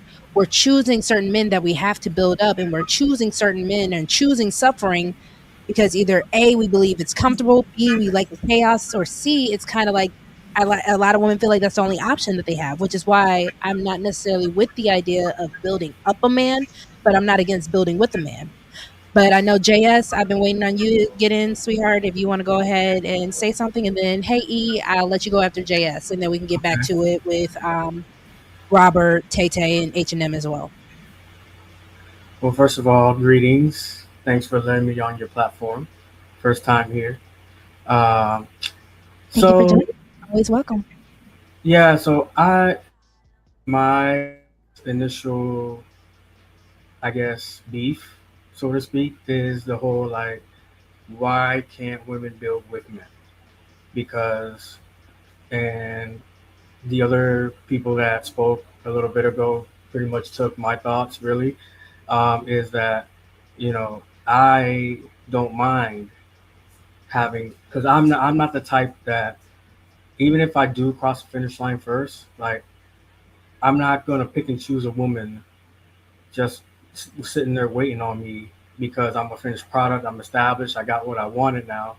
because it's like that Drake song that you wasn't with me when you shooting in the gym. You know what I'm saying? But now you're reaping the benefits off of me, and it doesn't feel genuine to me. It doesn't feel as we built this shit up together as a unit, and we're thriving on it. So, I don't understand a lot of the women out here in I'll say the internet, not just YouTube, not just social media, but women of the internet, because in real life, I don't really experience those types of women, honestly. Maybe it's the environment that I'm in or whatever, because I know environments are different and we have to take note of that as we're having these conversations. So, I just want to, emphasize the point that um, now discernment plays a key role, of course, because you don't want to just build with, and like they were saying earlier, an ain't shit nigga. So if and pretty much y'all would know a nigga ain't shit from the beginning, and then as a woman, y'all should be able to discern enough to not build with that because he ain't shit. So really, I just want people to realize that it's okay to have relationships where y'all can start at the bottom, so to speak, both of y'all, and get it up and try to, build your way up together as a unit and also as a functioning unit. And you can be able to achieve success together and have those moments where you can look back and be like, we did this shit together. And that's a beautiful feeling, in my opinion. Can we start at the middle at least and not at the bottom? What is the middle? I guess the middle would be more so where we're not necessarily struggling, where we're, literally like a middle class family, right? Like the goal is to become upper middle class. From what a lot of people say with building up a man or building with a man, it kind of sounds like you want the woman to start with you in poverty, right? And then you want her to prove herself. That's why I said earlier too, is almost like you want her to prove herself to the fact that she can go through the mud with you, go through the trenches with you. And it's kind of like what, Tay Tay saying, I don't want to be in the trenches with you. We could be somewhere out of the war. We I could, just think, and I'm saying this because, and I'm just saying this as far as like, I don't know how old everybody else is on this panel, but I am damn near 30, you okay? know how old I am. Don't play with me. And, you know, I couldn't tell, honestly. I mean, at certain ages, I'm literally am I a year older than you or a month older than you? you, I'm a year and a month older than Tay Tay. I'm 30. yeah, you got me about, you got me about Oh, All okay. right, relax. I'm What older are than you? both of y'all. 97? I'm older than both of y'all. I'm an old man up in here. Listen, born 96. I Shout out know, to the right? 90s babies. Hey, the 90s was an era, okay? It was a Oh, time. yes, it was. It was a Yeah. Best decade ever. Just in my let me know opinion. when I get Damn in there. right. I did say Eat a Man could go after JS though. So Tay Tay, Oh yeah. I'm gonna let you say what you said, and then Eat a Man go ahead and get in. No, let him go. Let him go. I just wanted to say. Yeah, so the Hi question is, E. how Hi. you doing? How you doing, Yeah, say Rosie? hello. Looking Shit. gorgeous as usual. Can you see me? Can you hear me? Okay, go ahead E. Thank you. So the answer to her question, can we start in the middle? It depends on how old I am. If you're gonna get me to I'm 35 years old, maybe we can have that conversation. I tell women don't start at the bottom. Find a man on his way up. So he might be in poverty, but he on his way out. You know what they say? If he in poverty, he's on his way out. I'm hearing this conversation, and it sounds like a lot of people trying to stop themselves from being hurt, and that's not how love works in so many words. First thing, you got to be able to vet the person and make sure they worth the investment, but we know it's no guarantee, right? And Right. then once you find somebody that's worth it, you need to ask them. I tell women all the time, ask a man this plan and see if it includes you without you asking them to put it in there. Like when you So Mm. start okay, talking so to how would the plan What should we be listening for if the plan's supposed to be including us in there without actually saying, "Hey, include me in your plan"? What is So, maybe 3 things a woman should be listening for? so the first thing is, me and my daughter was having this conversation. If a man is talking about, if you ask him what his future is and he don't talk about family and kids, you ain't included. Mm-hmm. Let's, Mm-hmm. let's, let's be clear. If he's like, Mm-hmm. oh yeah, I want to start this business and I want to make 100,000 and I want to travel the world. What women don't understand is some men don't even understand they're not including women, right? Mm-hmm. This when What you if they don't start. want kids? Well, say if they don't want kids, that's cool. They don't want kids, but you still would include the woman in your plans if you If I want to see a take that future with her. serious. If you Mm-hmm. want to take her serious, you're gonna say, "Yeah, I can see myself married in 5 years." Let's say stuff like that, or I see myself settling down and having kids if they want kids. What you would see is he already got space in his vision for you. Mm. So I'm giving y'all nuggets today. See, men don't be telling y'all this Mm-hmm. whole thing. I'm telling y'all what it Listen, is. that's Mm-hmm. why. Listen, that's why I'm like, let us know what's 2 more. I, That was I'm one. Give me 2 more listening. that women should be listening I'm for. I'm listening. I, All right, we the, listening. We here. E. the next thing that you want to understand is too, is his vision big enough for you too? What does that mean? Can you still be yourself? Hey, you want to go to be a dentist, or you want to be a dentist assistant, or you want to be a nursing assistant? Is his vision for his future so narrow that he haven't even Mm-hmm. included a woman into that vision? What if Mm-hmm. I want I, to be president? Am I doing too much? Am I too ambitious if you for that? want, if you want to be the first man, sure, I guess so. And Okay. the last thing that you're looking for is he willing to take your counsel? I tell men right here, Mm-hmm. your closest counsel is your Mm-hmm. wife. I tell Come on, you, G. the first thing you need to do is find your purpose. The second thing Uh-huh. is who you gonna do your purpose with and spend that Mm-hmm. life with, right? And so that's the next thing too. Is I'm a big advocate of this, and I know some men got mad when I said this. Women should not date men who haven't found this purpose yet. I I see. agree. Oh, I Uh-huh. agree with that Now because you I in the think house. You that's the teach. You whole telling the point. truth. But I think that's the whole point of building up a man. When you hear the phrase building up a man, I don't think he's been in his purpose yet.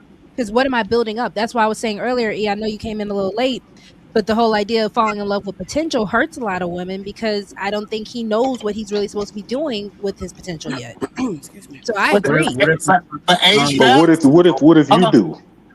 hold on, no, but age matters. Let me say this right here.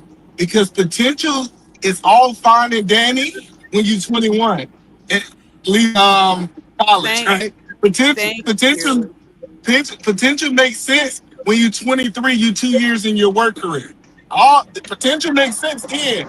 I don't think potential makes sense when you start talking late 20s, early 30s. You should be Mm, walking, in my opinion, this is my opinion, a man should at least, I'm not saying he's not black and blue because he's getting a beating from the world, but he's leasing the fight at that point. Like he's at least I fighting agree. at You in the 30. game. If Mhm. you ain't fighting at 30, we talking 35 years to retirement. That's true. That's all fine and Retirement is dandy, just but around it, right? not every man And, has that and, same blueprint. go ahead, bro. No, I I was thought just you said. saying that's all fine and dandy, but not every man has that same blueprint as their life goes on. There's some trials and tribulations that happen. We always say shit happens, right? But Well, no. JS, should he be He involving a shouldn't be woman? dating I was about to say, should he respectfully. be involving a woman into that? If I, you have, as a man, you haven't found your purpose, you haven't found out what you really want to do, are you really supposed to take a woman along with that ride? With the uncertainty, you not being sure how you're going to really get up and go tomorrow, like, is she supposed to be down for that? Or is she allowed to say, catch me If when she you really, if, ready? if she really sees the potential and the focus that he's on, the willingness to bounce back with himself and try to ride the horse one more time, then I don't see why not. How many No, hold on, times hold is on, he hold on. supposed to bounce back? uh, Go I, ahead. yeah. No, he can So bounce back 1,000 times. But when he fell off the horse, was he in his purpose? Mm. See, that's the He could conversation we be. got to We, have. we, Like, we, if a we don't man know. say if a It man say, depends. "Hey, I'm in my purpose. My purpose is real estate," and then it's 2008, and the whole everybody suffering from real estate. We can't be like, oh, you know what? You're not in your purpose. It's just your purpose don't look good right now. And the whole world is feeling it. So the question is it the whole world feeling that type of pressure? Because I'm okay with people falling off the horse, but I'm not okay with at 35 and you say you don't even know what horse you're supposed to be on. Mm, And okay, can I say That's something? fair. go for it. That's fair to say. Yeah, Uh I huh. was gonna say too, like, life happens to everybody. Life be life, and That's exactly things what I was saying. happen. But but at the same time, like, if you like if your ass is homeless somewhere, or Mm-hmm. living check to check, don't be, well, I'm not, no, well, Keeping not your living, head above water, but you temporary layoff. don't be dating. Like, get your mind right, get your Uh situation. huh. Don't be dating, and I say that for everybody. Me I I think you're personally. wrong. I agree with that. Can I I think jump in right quick? 85% of the population paycheck to paycheck. I think paycheck to paycheck is not a realistic goal because what we know is two people can be paycheck to paycheck and they can get together and they no longer paycheck because their income match well together, right? Especially Right. you take them from two homes. So I would say paycheck to paycheck, like because I know for a fact, I know a guy, his coach, I mean his purpose is coaching. He ain't making that much money coaching, but he's in this person. He's making an impact, but he do live underneath his means, right? Why doesn't he go for the big league? And maybe that's also my question for a lot of men, because even Frank Sinatra, great Be- name, said the man needs to have his game together before he dates a woman, period. And that's what you all are also saying. So what Yeah, I stops agree with that. men if So to you answer are your in your purpose? What stops you from hitting the big leagues after you find your purpose? So if Yeah, his purpose is coaching, why man, doesn't he go to the NFL or the NBA?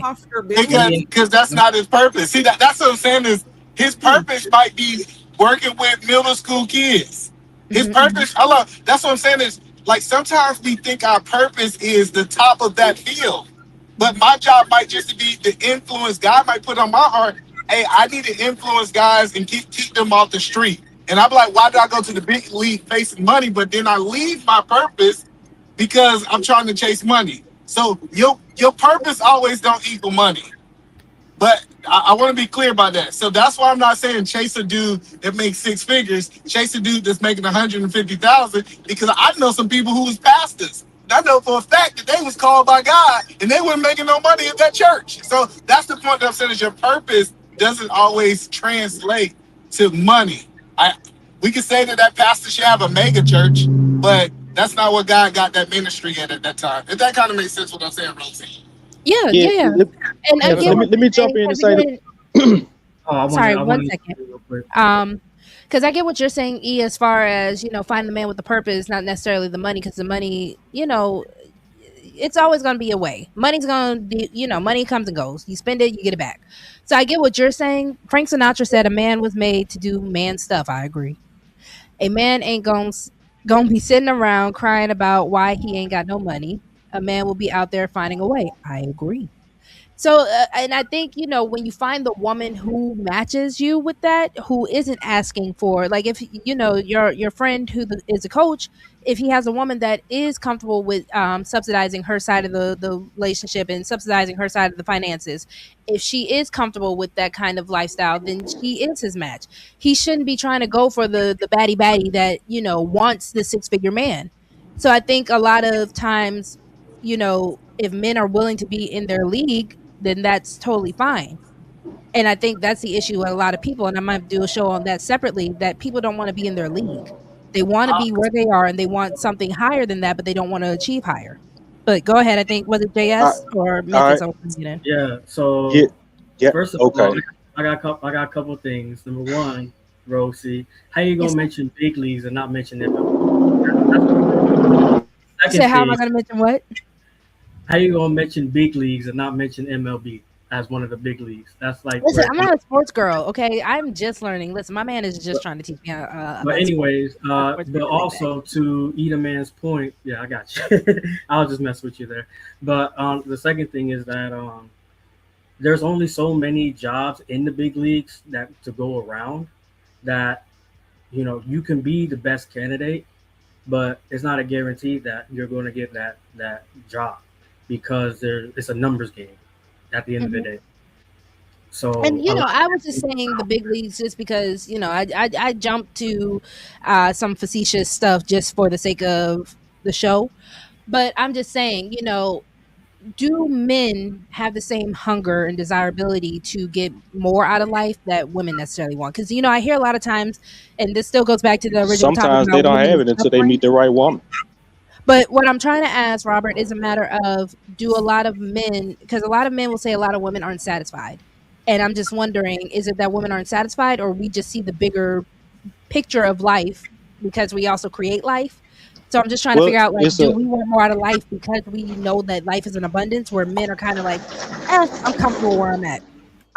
it's a expectation thing. See, a Okay. lot of times Okay. women have certain expectations in what they think a relationship is. Hmm. Like almost to the point where you had to say, let's define what struggling is, right? A lot of like it was a fella that was speaking. He was talking about discernment. That's one of the most perfect words you can say, because a lot of times women know what they see in the man that they did this decide to deal with, because it's a choice. Sometimes they know walking in the door, no. Everybody in their camp telling them no. Yeah, they still decide to go on and make their choice. Now, whether it's a good choice or bad choice, the point is they have to discern. This is a thing I can say for that may help the women. You know what I'm saying? Because a lot of times they want ready-made fairy tale, red carpet, knight in shining armor relationship, Mhm. and So do that you not comes think with that a lot of expectation. men want the ready-made baddies? no. I believe that men see that, and obviously there's an allure there, but a man don't want it because a man knows that's not a reality. Okay. I can Maybe I can maybe agree in with our that. fantasy, maybe in our I see a fantasy, lot of people yes, delusional. but to be serious with and settle down with, probably not. No, Because no, most of those I, women I I don't can agree believe. that no. women kind of bask in a little more delusion than men. I think, and maybe that goes back to my original question of why I guess women will want more out of life, or why it seems like women can never be satisfied. I do think collectively we do bask a little more in delusion than men are willing to. But I also wonder, is that what takes a lot of the fire out of men? Because you guys try to be so logical and so rational all the time. You guys don't have the same idea of wanting more, the same manifestation ideology that women do, because you No, guys don't have the same delusion. I just think men got to be honest. I like because I be honest with my Mhm. wife. I be honest with my wife. My wife say, "Oh, I want this big house." We ain't doing that. That's not in our Mhm. plans. Hey, because the idea is it is still my job to manage my wife's expectations, Mhm. right? Like, and I think some men don't like this because it make us the bad guy. Because why don't my wife No, it make us deserve the the real? leader. Hold on, I get that. But I'm just telling you from a woman's perspective, because I done had deep conversations with me and my wife talking, and she want the house that's $1 million. We ain't doing that. You know what I'm saying? 4,000 square feet good enough for us. We ain't got Hmm. unless you about to have, we about to have about 4, 5 more kids. Like, this is big enough for us. And sometimes people look at it like, um, I'm how did Rosie just said is I'm not trying to push to my total potential or I'm not Hmm. willing to do more. I understand what my capacity is, and I'm not going to trade dollars for me spending time with my kids at this point. I'm Mhm. not going. It's certain things that I do want more. I want a better relationship with my kids. I want a better relationship with my parents because they're getting older. I'm starting to value things outside of money, Hmm. and I'm Hmm. just telling my wife, "Hey, I understand that this is what you want, but this is Right. my capacity that I'm going to do because I want to make sure that I can be recessed at. I want to also be the guy that go sit down at my kids and have lunch with them. You kind of hear what I'm saying? Like at this Hmm. point in my life, I'm going into a new step. And I think the reason women keep thinking more is because men don't set the stage for them and say, hey, check this out. I'm not going in that direction. I understand you want us to go in that direction. I feel like your feelings are valid on why Mhm. you want us to go in that direction. But these are some things that are more important to me as a man. And Chanel just Yeah, joined us. Chanel, what would you like to add, my lovely? Hey, party people. Hey, hey, girl. Um, I just started listening, but Mhm. I do think part of what E is saying makes sense, that you have to have financial boundaries, Hmm. even if it's for a period of time. I do believe in, it's not no forever, it's no for now, um, because you never know what forever could look like. Um, but that's also, I mean, I don't know if his wife works or whatever, but if you make your own money as well, then you can have a true voice at the table. But if you're dependent 100% on someone else, then your voice gets a little muffled. Even if, like you said, I can take in consideration what you're wanting, but it doesn't matter because Hmm. it doesn't. I'm the one that really kind of is making the decision at the Hey, end of that's the day. facts. Hey, So I that is a Uh, factual statement. I did also yeah, want to ask check Chanel this. because hold on real quick, y'all, because also the conversation is also about women choosing suffering or women being addicted to suffering. And with your professional background, I would also like to know what your thoughts on that is, just because I know you came in a little later. I don't think women are addicted to suffering any more than any other human being on this planet. I Okay. think women talk about it more, um, because we talk about women's experiences more, meaning our society allows for that. Um, Okay. Whereas men aren't allowed to or don't want to talk about their suffering, but they suffer too. So People, what listen, about the people, addiction side to suffering? And you can go based off of any gender at this point. so give me Do an you think example of that, what you mean by that.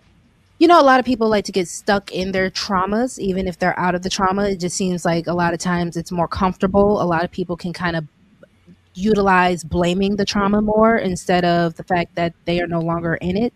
And, I spoke on this a little earlier. I think a lot of times chaos, even if you want to go just to um, the little bare minimum of a chaotic relationship. A lot of people kind of feel like, the butterflies, the anxiety that you get, the adrenaline rush that you get, Hmm. it's better.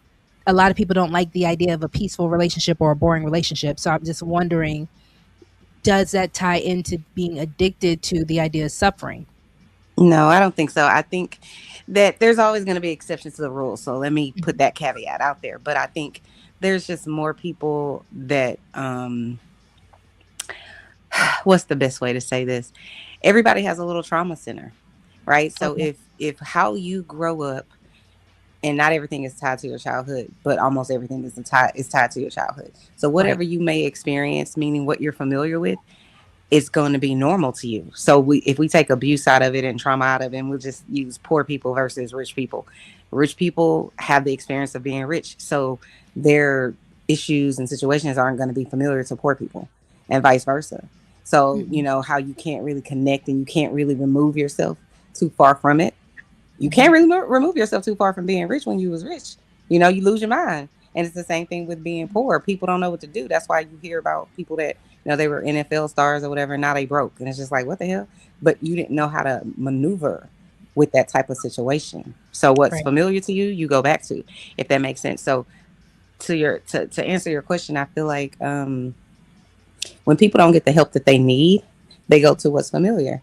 So if you go from one bad relationship and you don't even see why that relationship was bad in the first place, then you move on to another bad relationship with another person. Hmm. Um, I don't necessarily think it's tied to, because I don't think it's tied to they just are addicted. I think some people just don't know any better because they haven't So seen any better. we asked the men earlier, and a lot of the men agreed, where they were saying that if a man is not in the game, if a man's not in his purpose, if a man is not financially stable, if a man is not where he needs to be, if he's still in the trenches, that he shouldn't be dating a woman. Do you feel the same way about a woman who is not healed, that she shouldn't be dating a man? No. Mm-mm. All No, right, can you because elaborate? I think that it's sort of like saying, well, if you're not perfect, don't go to church. Is that Well, what it's saying though when it's to just Yeah. talking me, about being healed? I'm just saying my opinion. I'm not saying it is that per Feminist. se. Oh, my bad. I thought I was muted. Oh, my bad. Won't you go to church And to then be a better I'm gonna let. person? So hold on, real Just quick. I saying. want Chanel to answer. I want Tay Tay to get in there, and then fellas, we'll go down the order. H&M. Who is under H&M? Is that JS, Eda Man, and then Robert? Yeah, I'm gonna say, don't forget Yep. about your boy now. I see y'all. I see y'all. So I want the ladies. I want Chanel to go ahead and answer that real quick. Then Chanel hand it over to Tay Tay, and then we'll go to the gentleman. Yeah, I think that's like saying, for me, just off the cuff, I think it's like saying if you can't come to church unless you're perfect. Of course you can be in a relationship, in my opinion. I'm not saying that someone's going to change you, but they can influence your behavior, right? Okay. So if you see a person, let's just say you don't have really good habits, but you see that person has a good habit. So we'll use the gym for example. You see that person going to the gym, maybe they didn't have the best of eating habits or the best of workout habits, but now you're around their ass. Now you want to go to the gym, possibly. Now you're, having good habits. Just as impactful as that can be, and powerful as that can be, it's the same damn thing when people come around you and you have good habits, but their habits are terrible. You know Mm-hmm. what I mean? Now all of a sudden you're not going to church no more. I'm not saying, I'm just using church as an example. Now all of Right. a sudden you're not working out no more. So I don't think you should have to come into a relationship completely healed, because we all hurting. Regardless Okay. if people want to admit it or not, we all going through some shit. So Everybody what on this about panel, everybody in the healing? chat. Like Huh? instead of completely healed, what about healing? And then can you compare that to a man who is not in his purpose or financially stable in a relationship? Yeah, Is he it's supposed to it's be di- dating? directly the same. You know Okay. what I'm So saying? you're okay It's with to me, men who aren't in their purpose or financially stable also dating? because we all are work in progress. We can Okay. all put on our, like, for Absolutely. for for example, on social media, everybody takes 14 photos before they present one. You put on your makeup and your hair and I your did 7. earrings and your clothes, and who knows what you look like before. You look gorgeous. You know what I'm Right. saying? But my point is, people do all No of these begging. things and No they make begging it at all. appear Just do a whatever you certain want to way. do. What? Oh, dang, why you didn't tell me I wasn't muting, Rose?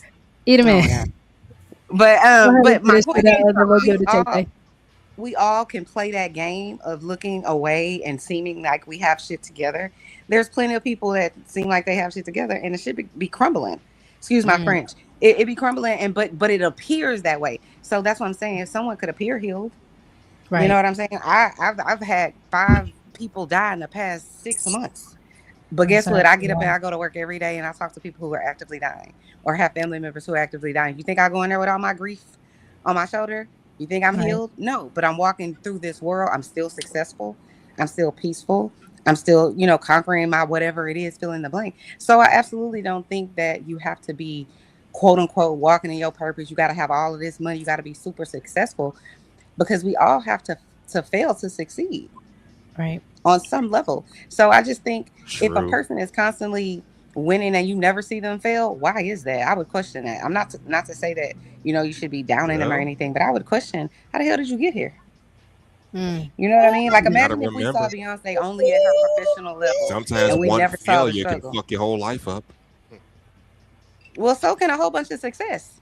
Think about all the wealthy people and their children. They born into to wealth, and then they run around here with videotapes sucking people's. You know what? Just saying. Because Wow. they weren't Hold taught on, how to hold be on, hold on, hold on, hold on, real because quick. they Hold weren't on, real taught how quick. to I'm be not trying to take Hold no on, responsible sides. with I'm hold just their on, saying. wealth. taking Yeah. them. Hold on, real quick. Because I want Tay to get in there real quick to answer the question, because we are going to go down. Because I want to keep it on the fact of healing versus the financial stability. So should a woman be healed if she's willing to date or wanting to date? The same way we're saying that a man should be in his purpose or somewhat financial stable. So Tay Tay, what you This got? topic. Here's the thing, like Chanel said, nobody's perfect at the end of the day. Like, we all are work in progress. Mm-hmm. So nobody's gonna come into a situation fully healed, or having Mm-hmm. everything together. However, Mm-hmm. if it comes to the point where you are projecting onto other people, then you don't need then I don't think that you need to be in a relationship, because sometimes people do have the tendency to where, if they life fucked up or in shambles or whatever it is that they're going through, they begin to project onto you, and that's what I have a problem with. So if you are in that stage to where woe is me, and you you just, your mind ain't right just yet, and you're still, in somewhat of like a state of like depression, Mm-hmm. easy irritable, to where you're projecting onto other people, you need to figure that out first, because it's not fair to the other person So you to did say use earlier you. though that, to I think it was JS's point earlier, where if a man is in the trenches, there needs to be a middle ground somewhere, or that a man doesn't need to be dating when he's in that stage. So is there a middle ground in the healing process for women that a man should feel comfortable with, or that a man should be aware of before she starts dating, or that he needs to be aware of before she starts dating? Absolutely. What would you say that is? That middle ground would be, this nigga ain't the last nigga, if I'm just being frank. He's not, Okay. whatever the past one did to you, don't project onto the new one, because he didn't do nothing to you. Okay. Chanel changed my answer. I changed my answer at the end. Just looking at it. No, you're good. I was about to, Tay, are you good for us to move on to the men? Because Oh, I was yeah. going to go down the list. All right. I do So, have one question. well, No H&M, questions here. You gotta make statements right now. I was going to say it was your turn to I got a answer. question, damn it.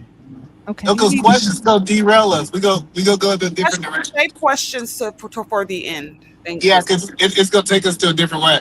Can you respond to what the No, it's women not. say?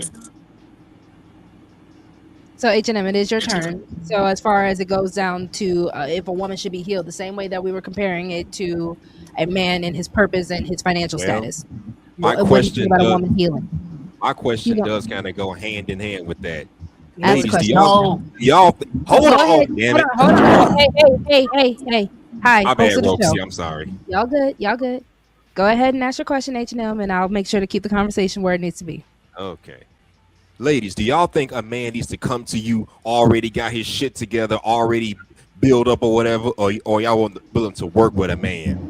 I knew you was gonna give it back. I knew you was gonna give it back to the women. I tried to save you. No, let's keep going down this direction to the men. Well, because I get asking you different. chat. I'm asking because I get different opinions on this. Some people say, "Oh, I'm not dealing with a man and his bullshit." Some people say, like we said, work with a man. A Well, lot of women what are we working were with me. We saying, gotta stop it. I was about to say a lot of women are working with men, but again, we also do have to go back to Edaman's point. A man without purpose is a lost man. we ain't So talking about them bum niggas hold ain't got no purpose. We on. ain't talking about them. You wanted the question. Good If question. you don't have your stuff together, it's because you are without your purpose, or you're not even in the beginning stages of finding out your purpose for the most part. Okay. So to answer your question, I think we can all agree that you do need to kind of know what direction you're going, because I don't believe a man without a plan is any benefit to his family, any benefit to the women that he's trying to date. Yeah. So that's why I go back to you and ask you, because with that being said, do you believe a woman who is unhealed is eligible to be dating, or does she need to go ahead and start working on that first before she starts dating? In the same Work on that comparison first. to a man with his stuff together. Yep, work on that first. Okay. But then I you got disagree. motherfuckers talking about take her as she is, take her and her bullshit. Nope, I don't sign on to that. You got problems. I don't want to be part of your problem. Nobody said take her as she is. Well, Yes, Mary you do. J. Blige, Mary J. You Blige, gotta take her as she so is. You take do. me. You do. But If you gonna take her, you gotta Have take her as not. she is. If you ain't gonna take her, then you ain't. I Now, don't Take her it's think my without her turn. Yeah, hold flaws. on, Tay. Otherwise, you ain't Give me Hold 1 strong. on. second. Eat a man. Do you not hear me trying to serenade y'all? I didn't hear it. I'm sorry. You Yeah. gotta sing louder. Use your chest. Say for your chest, not your throat. I'm not a belter like that. I'm more of a. I don't do the Jennifer Hudson belting. I can't belt like that. All right, so Eat a Man, go ahead and hop in there. Then I want Hey, JS and then Memphis. shout out to Chanel because she changed my perspective in real time. Right? Shout out to Chanel. When I responded, I was thinking in the aspect a man need to be on his purpose if he's finding healed women. But we gotta acknowledge what she said. What she said is people out there that's damaged, right? Do we say that those people should not be in the relationships? And I actually have to succeed and say yes. I'm okay with a woman that is damaged and with a man that's still finding his purpose. They can figure those things out together. They don't have to Oh, that figure sounds those things out chaotic. apart. No, I'm not okay with that. I'm not okay with that. That sounds like a hot mess. If babies get that is involved, I'm not okay with that. No, that is a hot ass that is a mess. hot Come on. mess. But let me explain what I'm saying there. I get you don't like it, right? So she's healing. I believe, and I done seen this when she said it, I thought of a couple. And when they got together, she was healing and he was trying to identify their purpose. When they got together, she helped him with his purpose, and he helped her heal. Who are you So talking about? they Keisha K. or and Gucci Mane? no. But that's a good point. I think That was a good they one. do fit the example. They But the did. point, yeah, the point that I'm saying is that person might be the catalyst that you need to get to your next level. Uh huh. I'm not advocating Uh for huh. unhealed women to get with men who already found their purpose and project into the other that way. But But if for the y'all most need part, each that's what other they to, want. The unhealed woman wants the man who has a purpose. The man without a purpose wants the woman who's healed. but we gotta Let's go not back to pretend that's not happening. But we got to go back to what you said. You said a man need a date on his level. I'm just telling you, a woman need a date on the level she is too. If I she agree. Uh huh. unskilled, she can't get with no And they man don't making want no to do two that. hundred and 50,000. And I know we think that these people should just go. I'd rather them get together and figure it out than them just to sleep together and make unwedlock babies. So, Uh Well, like, huh. if those two got married and they tried to figure it out, it's a better situation if them two just sleep together and have a baby. And so, I am okay with them getting together if they both trying to get to improve the situation that they is. Now, if they both stuck in their ways, they need to stay away from each other. But if they both trying to go into the right direction, he's like, I know I got a purpose, and I think women help men discover their purpose. Now that I think about more information we got, we'll see. okay. All right. So I'm gonna let JS and then Memphis. So JS, what do you think? Same question about an unhealed woman in comparison to a man who is not on his purpose and is not financially stable or working towards it. So it's a good question. Um, I just think that if a woman's unhealed, right, Mm-hmm. and it's different for everyone. Because I think one of the people in the comments has said everybody's different, everybody's built different and stuff. Like, I guess when you are do or let me ask this: do women know they're unhealed? Like, do y'all really like look at yourselves in the mirror and be For the like, most part, damn, yes. For the most Yeah, part, you definitely we're know just, you're unhealed, even if we're you just are still in delusional. the beginning stages of the trauma or getting out of the trauma. For the most part, we know we're messed up. A lot of times, a woman is going to be her most unhealed self is also when she's looking for someone to save her, when We're she's so looking are for the y'all delusional. knight are in y'all shining in, armor to save her. so let me ask this: since y'all admit that when y'all have those points in your life, are y'all in relationships or are y'all single at the time? It can be both. I was in a very unhealthy relationship because I had just gotten out of a very toxic relationship and jumped right into the next one. And it was also because the man that I ended up being with had a savior complex. He wanted to save me.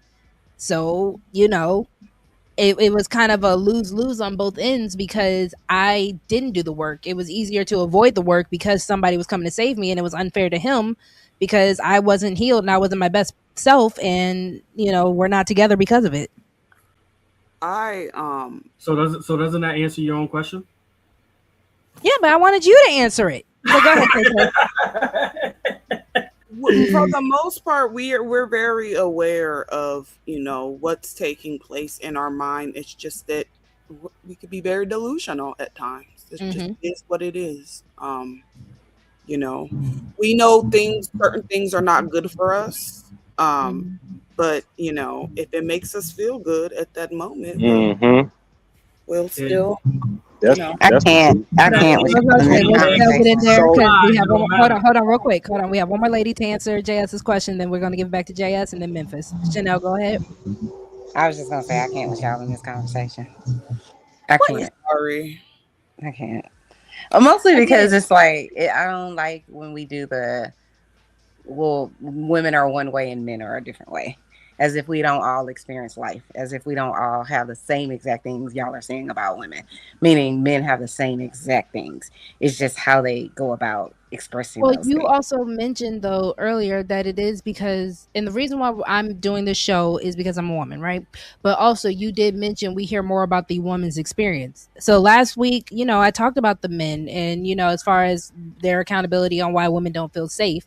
So the whole point of this show is to also kind of draw the line to women because like I said earlier, and we played some videos earlier about it. There are women that are addicted to the pain. There are a lot of women who think that the pain is the only option. There are a lot of women who get stuck in the pain even when they're free from it and they don't know how to jump out of it. And like you said, because those experiences are talked more, because those experiences are, kind of universally seen, that is why I'm having this conversation. So that's why I'm okay with the men, kind of coming back with their idea, because when it comes down to what women are asking of men, it is the financial stability. It is the fact that, are you on your purpose? It is the fact that do you have a plan? And I do think it's fair for men to ask, are you healed? I think that's very fair to ask. I just don't understand why we're not asking the same questions to everybody.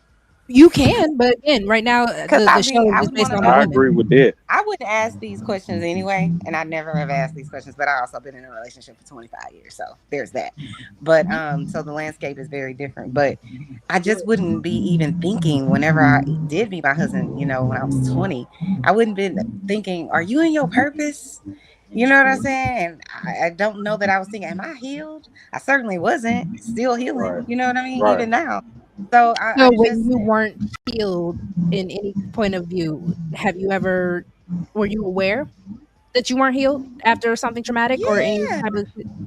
So how did that work? Because you said you've been with your husband, you said 25 years? Yes, for 25 years. 25 Because years. I'm Okay. not walking around like some people, you could see they're walking in anxiety. You could see the anxiety on them, right? Just like you Mhm. could see the sadness on someone. You could see the pain or whatever.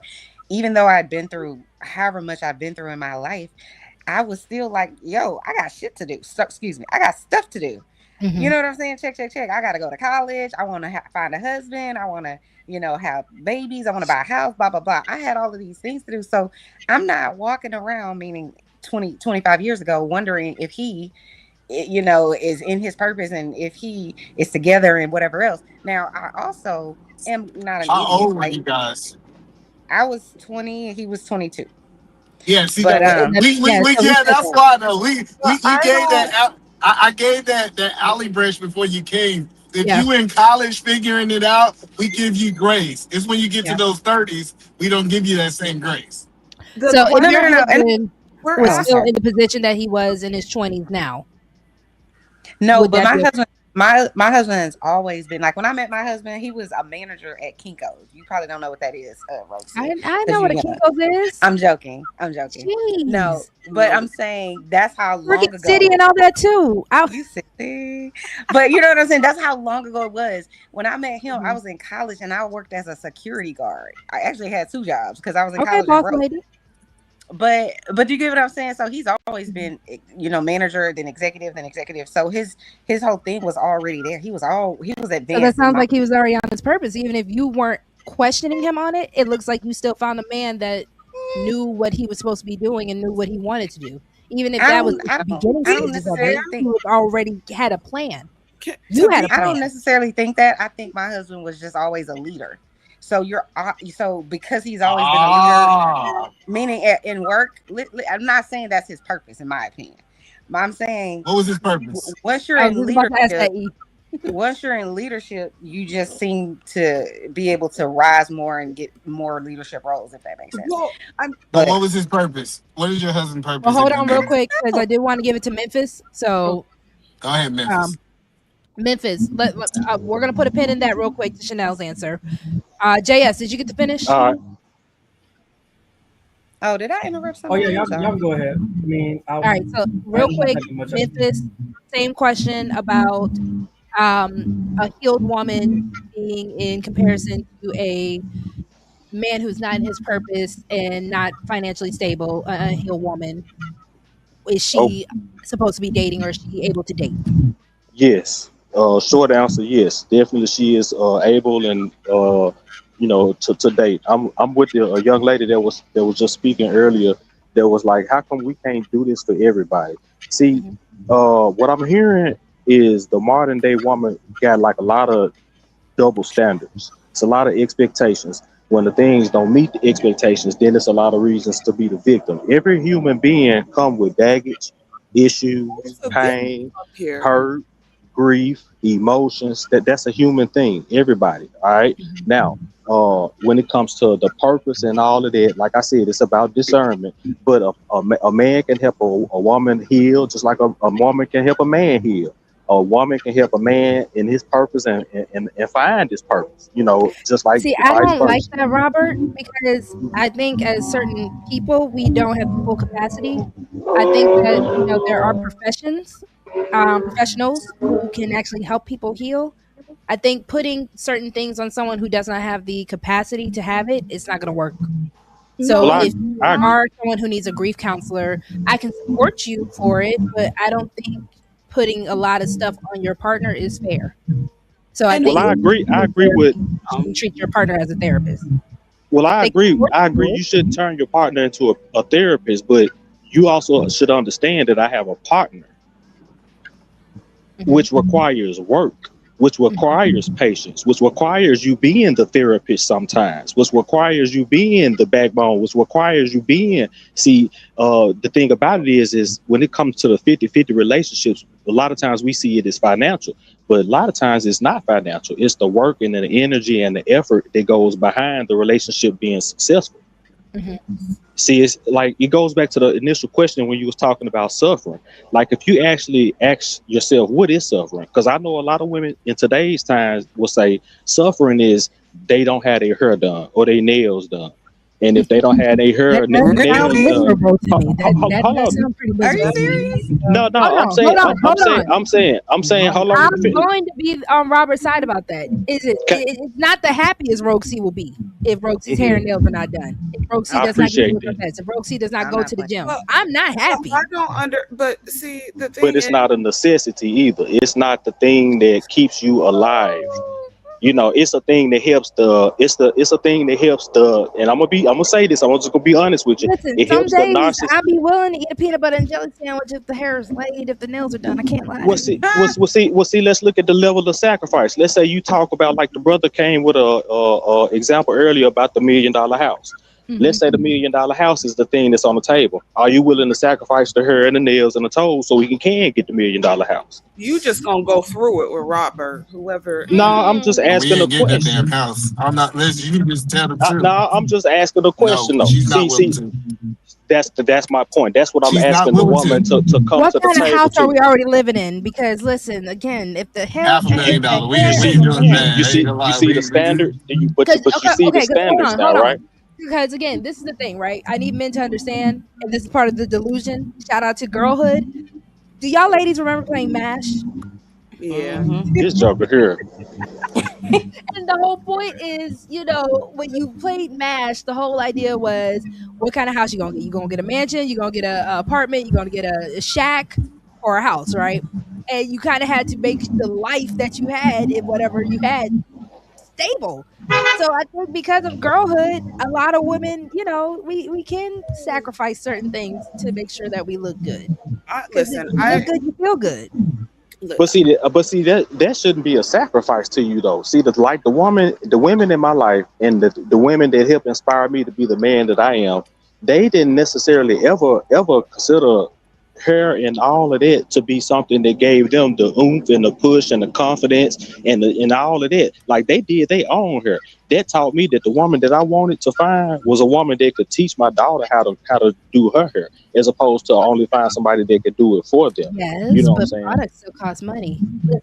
Listen. Everything costs fucking It, money. Everything exactly, costs everything money, but costs money. I'm saying it is a matter of who that woman is, right? Because there are certain things that just really just fit someone's personality. Like, okay, all jokes aside, I do feel better as a person. If I'm not together, it's really that is an actual reflection on my mental health. I'm not gonna lie to you. So if Well, that Rosie sounds did not like a come together, self-conscious thing, correct? well, hold on. But that's what I'm saying. I'm agreeing with you on that. But it Okay. was also something that was instilled in me. So even if it's not the most luxury put togetherness, there is still a way that I was raised where you had to have a standard and a way to look for yourself. Even with my grandmother telling me, always wear matching underwear because if God forbid if something happens and the firefighters and whoever have to rescue you, you I don't have give to a look Right, They right. gonna I was take taught that too. they Mhm. gonna take these granny panties and you know Not the the big granny panties. bra. Golly. She They said, Oh, we love to eat a man. Thank you for joining, E. The I mean, But I'm money. just saying, Granny how panties. They love them it girls. depends on the person that you're with. Am I willing to have my family go hungry just so I can have my hair and nails done? Absolutely not. But am I willing to work an extra shift or work a little harder to make sure that it's done? If that's the case, absolutely. Because again, there are just certain things where it's a standard for me that I want to uphold, But are and I you will willing uphold it to for my just children as sacrifice well. it? But are you willing to just sacrifice that right now or for whatever period of time that your partner is saying, hey, if we have this ultimate that's the goal over here question. that's bigger and greater, Mm-hmm. that we both feel like is going to help us, our family, who, whatever it is, are you willing to say, I can do my own hair, maybe I can get some Mm-hmm. press Preach, on nails, lady. or maybe I can just do my own nails, whatever. Yeah, I was gonna say if the sacrifice isn't just a require of I just flat out can't do it, absolutely. I mean, I'm also a cosmetologist by trade, so But I'm my saying beauty is if the sacrifice is for the next year. So for example, I remember there was a time where me and my husband was like, we want to pay off our house in 2 years. We knew what that required. It's mhm, thousands upon thousands of dollars a month. Mm-hmm. You know mhm. what I'm saying? So it's like, okay, I know you like to go to Chanel, and I know you like to go down to the Saks Fifth Avenue and get it, and then you like to go on vacation. You like to eat out. Are you willing to to forego all of those things so that we can be have this house paid off? What's the end game? What's the long run? So you And can that's the whole then point. ritual Yeah, if this. there's a goal and a Then you plan can for it, get your hair absolutely. down to your ass or whatever it is, and you could do that weekly or whatever you want to do. But you got to look at what's the bigger goal here. Mm-hmm. And I'm not disagreeing It's with that, really a right? necessity. I'm agreeing with that, but I'm just saying you are allowed to also have a certain standard or a certain want. And if you are willing to compromise, if you're willing to work it out in a certain way, you can also do that. I'm not against that either. But No, but I was asking you, would you be willing to say, I'm not going to get my hair and my nails done or buy a new whatever for a whole year so that we could have this goal met? Are you saying that I still can't paint my own nails?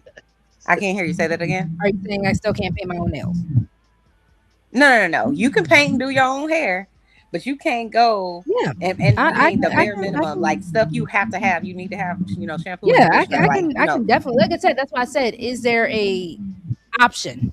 So yeah, if it just comes down to me doing my own stuff, yeah, I can do that. okay, all right. I'm Yeah, just I'm not curious. against that. I Well, love that. I am. I'm against it full force. But I do understand the struggle. You know what I'm saying? And so I've I'm had to be against in those it full situations force.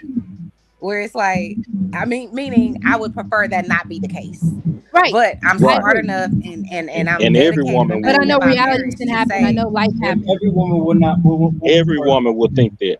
But that's the difference between the knight in shining armor mentality that I was talking about. The red carpet already rolled out with the flash bulbs at the end. Like not that's the what I flash. was saying. Hmm. Yeah, you know what I'm saying. When we think about it, the suffering. It's not necessarily a suffering or whatnot. If you can do it for yourself, then boom, okay, do it for yourself.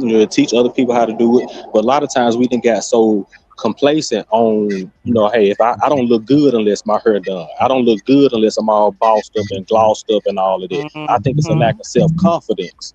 Hmm. Or I mean, it's it's not not always, I necessarily a don't lack think of self it's confidence. I just feels like that is my self care. My maintenance is my self care. and I hear sometimes it's that. not necessarily always a lack of self-confidence. It's just um I want to look this way for this Yeah. time. For example, like I don't ever really get my hair, my face, what they call beat, where you have a whole full face of makeup done professionally. But I've done it a few times. Like when I graduated, from college for the second time, I was like, I'm gonna go get a beat.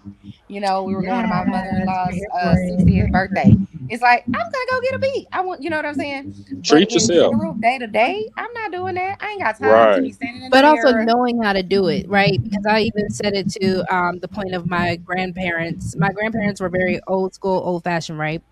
So they were the ones that were like, you have to present yourself a certain way. So even if it's not the most expensive or the most luxury, and I'm not even, all jokes aside, I'm really not even that type of chick.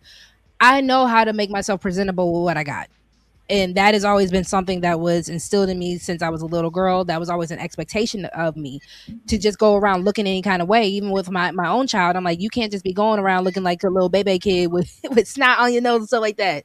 You're going to look presentable. He gets his haircut every 2 weeks or so, just because there is a certain standard that society does want people to look like and see. Even when we talked about it last week about the whole bonnet situation, there is just certain expectations of people that you uphold for yourself, and that I think society also upholds. So, sacrificing to the sense of where I have to look homely and I have to look like I didn't bathe. No. I get No. it. Sometimes people just tired, and sometimes you don't want to see what's under that bonnet. So just be glad that I got this bonnet on, and You that could you do a are hair not wrap. missing. That's They have No, hair lazy. I wrap. know you probably That's anti lazy. bonnet, but this is my thing. I just feel this way. Unless you perfect, don't judge me. And I'm not talking about you. I'm talking No, about in I know. general. But I'm just Uh, also like, when it comes down to the bonnet thing, it's also with people who wear their pajamas. Like certain, like, wearing your listen, inside clothes outside and then getting back in your bed. listen. I want my I great am grandma an would have a fit.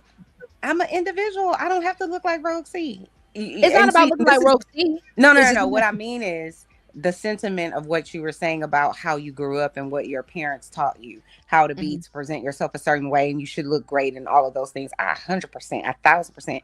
Listen, I'm always looking for a reason to put on a cocktail dress and be cute, Girl, okay, Chanel be at dressing. all times. However, Chanel be comma, cute. I just know everybody can't do it. You don't know what the struggle is for that person that day. And trust me, Mhm. I work in crisis. Everybody, all my whole career is working with people in crisis. So to me, when I see that lady in their pajamas, I don't know what they went through that day. But So you're I'm gonna proving let my them make point. it. I said I'm gonna that let them make earlier. it. I'm gonna let them But make it. I am. I said that earlier. I said that for me personally, right? I don't look presentable. There's something going on up here. It's a mental health thing. I most But you gotta definitely feel it. define what's presentable to you. What's presentable? Like Even just so. clean. If I don't look like, a lot of times I saw this ad on TikTok, shout out to TikTok, where it was like a showerless or a waterless towel that would help people bathe when they are in their more depressive states, or they are in What? really Showerless depressed. towel. I'm Yeah, trying to understand it too. What we got it looks like going on? it's like a waterless towel, You but ain't it is. never down that bad to not They wash your also got dry But there shampoo. are So people. Hold on, there are people who are really down that bad, because a lot of people in the comments saying like, yeah, this will really actually help on my no bathe days when I'm really just that depressed. So like Chanel girl. said, you don't know what people are going through. So it Wash your is an ass. ingenious thing. Please wash your ass. I'm not playing with her. I'm gonna let y'all But I have it want to because ask a it's a question. Wednesday night. I didn't want to keep us up too late, so I'm gonna let y'all. We're gonna go I wanted ahead. to ask a question, Go Rosie, for it. to everybody on the panel, if they don't mind answering. Go for it. Because I know you guys were talking earlier about people walking in their purpose. Robert, I'm gonna I mute just you because wanted you got to some background know noise, sweetie. who me. No, Robert. Oh, I wanted to know how many people on the panel know their purpose and are walking in it.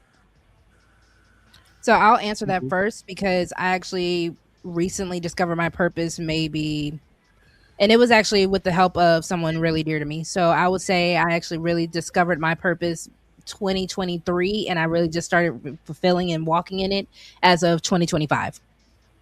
Okay. And I am 30, just for the context of me. And Tay Tay, Robert, H&M, JS, and then Chanel, if you want to answer your own question.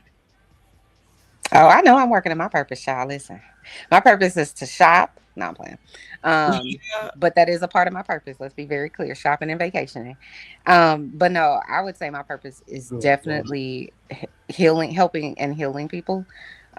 Just working in crisis. People who are dealing with a lot and trying to, get through it. I know, like every day when I sit down with my patients or their loved ones and they trying to get through it. When they're like, thank you so much for sitting and listening to me. You're in your purpose. I get up every day and I'm not pressed and I don't feel compelled to help. It's part of who I am. You know what I mean? And I feel like I just get to do it every day. And thank God I get to get paid for it too. You get it? So that's me. Tay Tay? Um, I have an idea as far as what my purpose is, but I'm taking steps towards it. I'm not gonna come online and act like I got it all together like everybody else. So. Nobody has it all together, just FYI. All right. Robert? Okay, I think it was a great show. Thanks for having me up. I was I entertained and I haven't learned a said lot. final words yet. I was letting people answer Chanel's question. Hold on.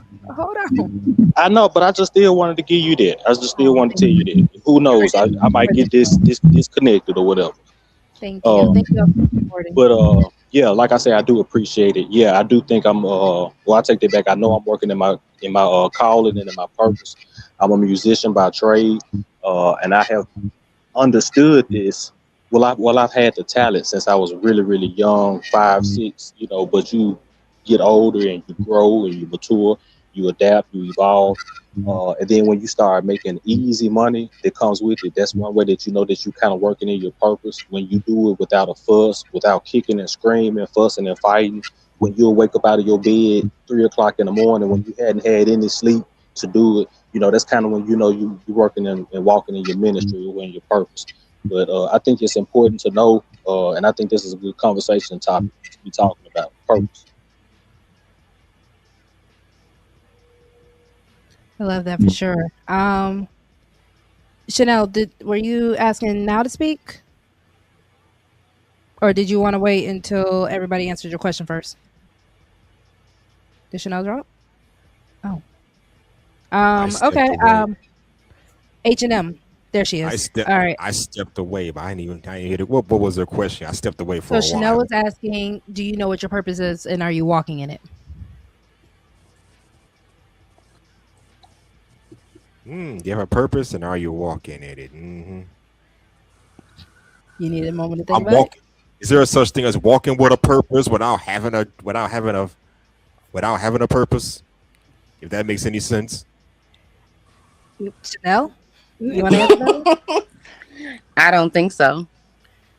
Just asking. Meaning, I think meaning that's you could. called But I wandering. do I think think you're I do. wandering. I do think you could have a purpose and be, you know, um, fulfilling it, but unknowing to you. Like you may not Mm. know. You ever heard like someone will say, this is your calling or something like that, and you may not even be in that field of work or whatever. You know what I mean? It's like Yep, other I've heard people that can see before. it. You. Okay. I've So heard that H&M, before. are you still searching? You so shady. I'm asking. I'm asking. Are you still I searching know you for? are. I just think it's hilarious. You're funny. Y'all leave ancient. I really wasn't. I really wasn't coming from. I'm just to answer the question. All right. No, we know. Because Yes. purpose is something that's outward. It's an outward thing. It's not something that's for you. It's for what you do for other people. It's what how you affect other people. Right. It just so happened to be that God will bless that thing where you can get paid a whole lot of money and be happy while you're doing it. But its purpose is an outwardly thing. I agree. JS, are you feeling like you are walking in your purpose? And are you aware of your purpose? So I am definitely aware of my purpose, and I'm walking in it. And is the purpose accomplished yet?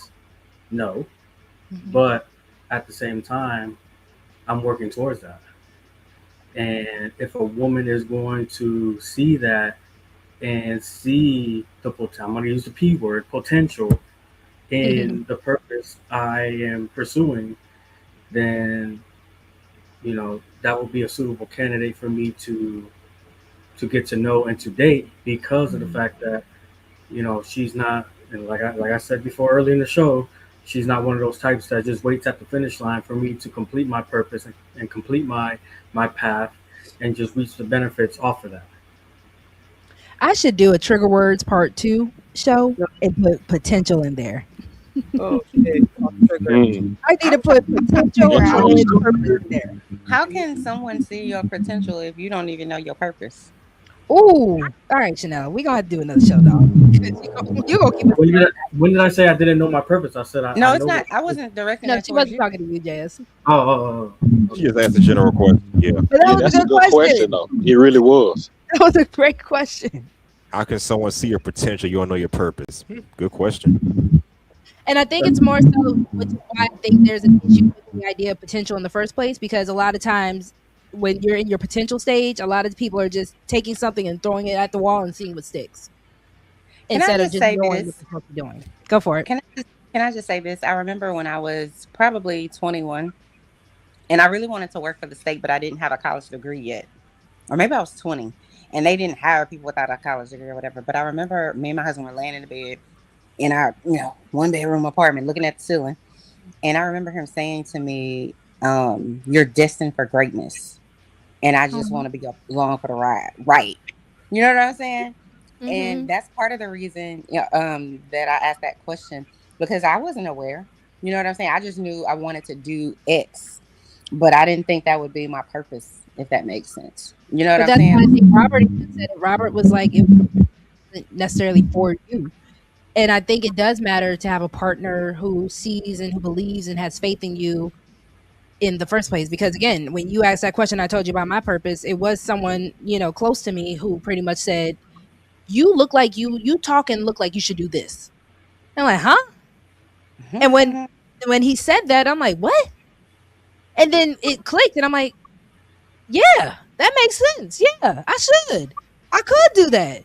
And I think it's a matter of having that support, which is why I don't disagree with the men about having someone support you and somebody uplift you. But it's just a matter of, even though that person told me this is what you would be good at, I still have to do the work to get to it. I still have to do the things to be it. So that's the whole point of, he's not the one forcing me, and he's not having a hand up my back trying to make me do these things to do it. He supports it, he influences it, but he's not making me do it, right? I have to do it because it's something I want to do. But not But I only that, love this conversation. I think Chanel, that go ahead. the difference too, I think, was now that I think about it, was I was already like, oh, I'm doing this. I want to do this. I want to, you know what I'm saying? It was like I already had a plan for whatever it was.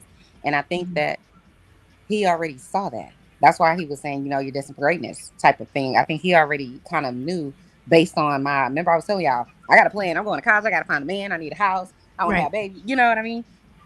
And when someone, see, to me, a goal without a actual plan is just a dream. I And agree. so that's why I was saying, if you don't know, you may not know exactly what your purpose is, but you got to have a plan for something. I So agree. it's like, okay, well, Because even if plans shift. You got to be able to go with the shift too. So I get what you're saying. and make a new plan and a Right. new goal sometimes, you know what I'm saying? But if you don't even know where to start, I always say start on your knees, child, and I don't mean it in a that way. So get your minds out the gutter. I mean it with Nobody was praying to there. God, but Nobody I was I can there. just feel I that it wasn't might have. there. Oh, okay, good. I'm on a different show, so good. No, I'm You're playing, you're in a safe place here. We're safe. Get it out the mud. but Uh, but but just starting with prayer, starting with yourself. How can I get there? mhm. Sometimes that's all you need to start. But I 100% agree with Roxy. I'll say this one last thing with support, right? And that support isn't always going to come from the most likely person or people you think should support you, like your mama, your daddy, your brother, your baby daddy, your bestie, or whoever. Sometimes the support is just somebody encouraging you, like how Roxy was saying, I think you might be good at da da da da da. Or I would like to see you do da da da da da. And then you just move from there. Because some people would like to watch you fail. They be cheering Yes. you on, hoping you fail. That's Just true saying. too. So I'm gonna go ahead and get the final word started. I'm gonna let the men go first, and then ladies, so we can close out with the ladies. And then you guys know I'm gonna do my closing and then my poem. So if you want to stick around for the poem, feel free to. So let's go ahead and start with JS, H&M, and then Memphis, and then Chanel, and then Tay Tay. So JS, what And is your can you final check the thought? back row, see, when you get a chance? Uh, I saw where you wanted to speak. I don't see anything else in there. I was saying after. Oh, yeah, for sure. Yeah, stick around. Hmm. So, you know how to do that, right? No. So, pretty much when the show ends, just don't click out of StreamYard. Oh, okay. Yeah. Okay. Got it. All right. So, JS, what are your final thoughts, bud? Oh, okay. So first of all, thank you for having me on. Thank you. For my first experience in the Lover Girl Confessions panel, it was great. I didn't get kicked off for once, so I already like it here already. You think Jazz, he you be on that BS at other where places? I don't be on any BS. I just speak my mind, and there's people out there that are on YouTube that have the means to. You know what? Let's just. I don't be on BS. I just speak my mind, and people are not gonna like everything that I say, and that's fine. This is a safe place as long as respect is, respect is given here, as long as respect is given back. So this is a safe place. So feel free Of to come up course. anytime. You have been a really nice panelist. I appreciate you for that. And go ahead and finish. Yeah, but like I said, just checking out newer content creators, newer channels. Like I'm a content creator myself. I don't do much content these days because life is life and for me and everything Hmm. like that. But I do have a channel. It's JS Torres, aka Right Brain Boricua.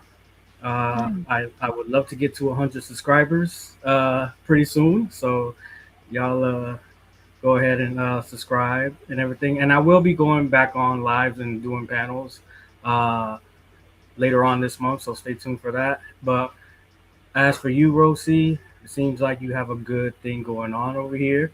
Thank Like I you. said, it was nice to meet you and come on the panel and talk about types of conversations that I like to talk about on my platform myself. So Nice. hopefully you get to reciprocate and come on my platform and we can chop it up over there as well. If you are that type of content creator that does go on. Well, I met you on another content Yeah. creator anyway. So, but yeah, Yeah. so Feel free to thank put your link in the back before you drop off.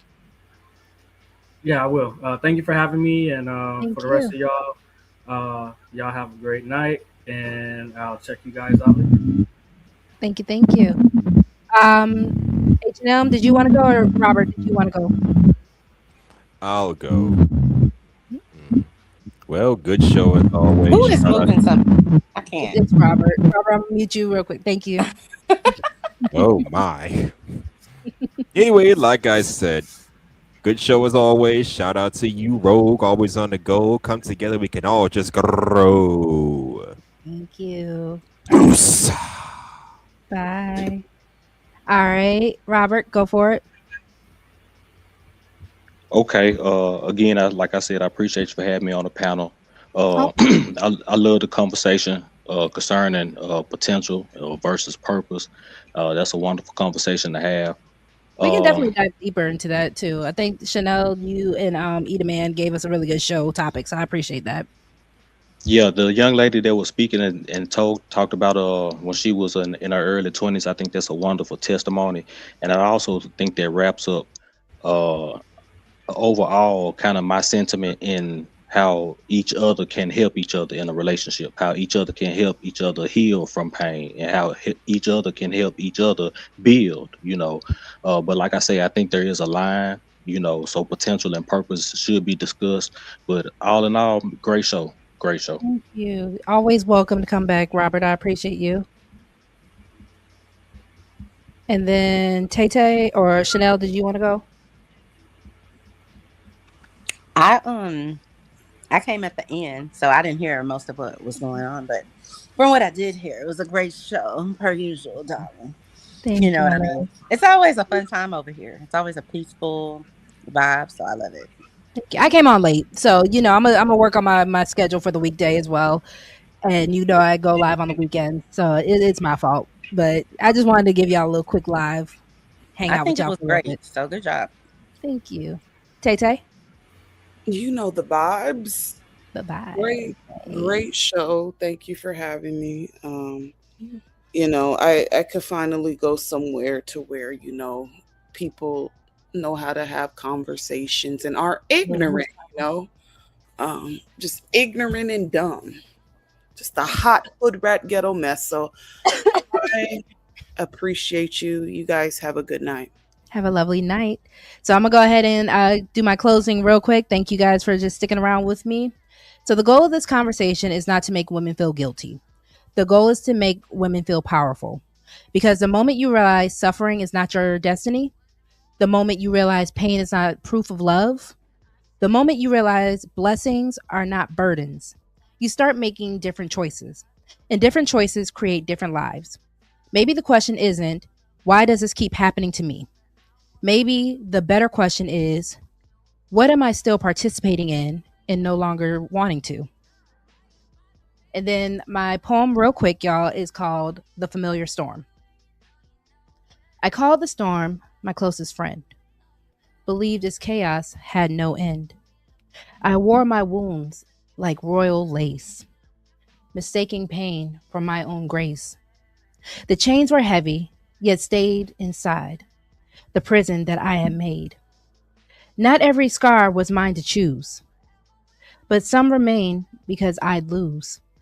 The story that I came to know, the role I learned so well to show. Then peace arrived, both soft and bright, and asked me why I feared the light. The lesson wasn't who caused the rain, but why I kept returning to pain. And when I chose myself once more, I found freedom waiting at the door. I hope you guys definitely enjoyed this Lover Girl's confession. JS, I'm going to go ahead and drop you love. And then Chanel, you just stick around. But yeah, I once again just appreciate everyone for joining us. And I will see you guys on the next one. Everyone have a lovely evening. We're going to go ahead and end it. Bye, guys.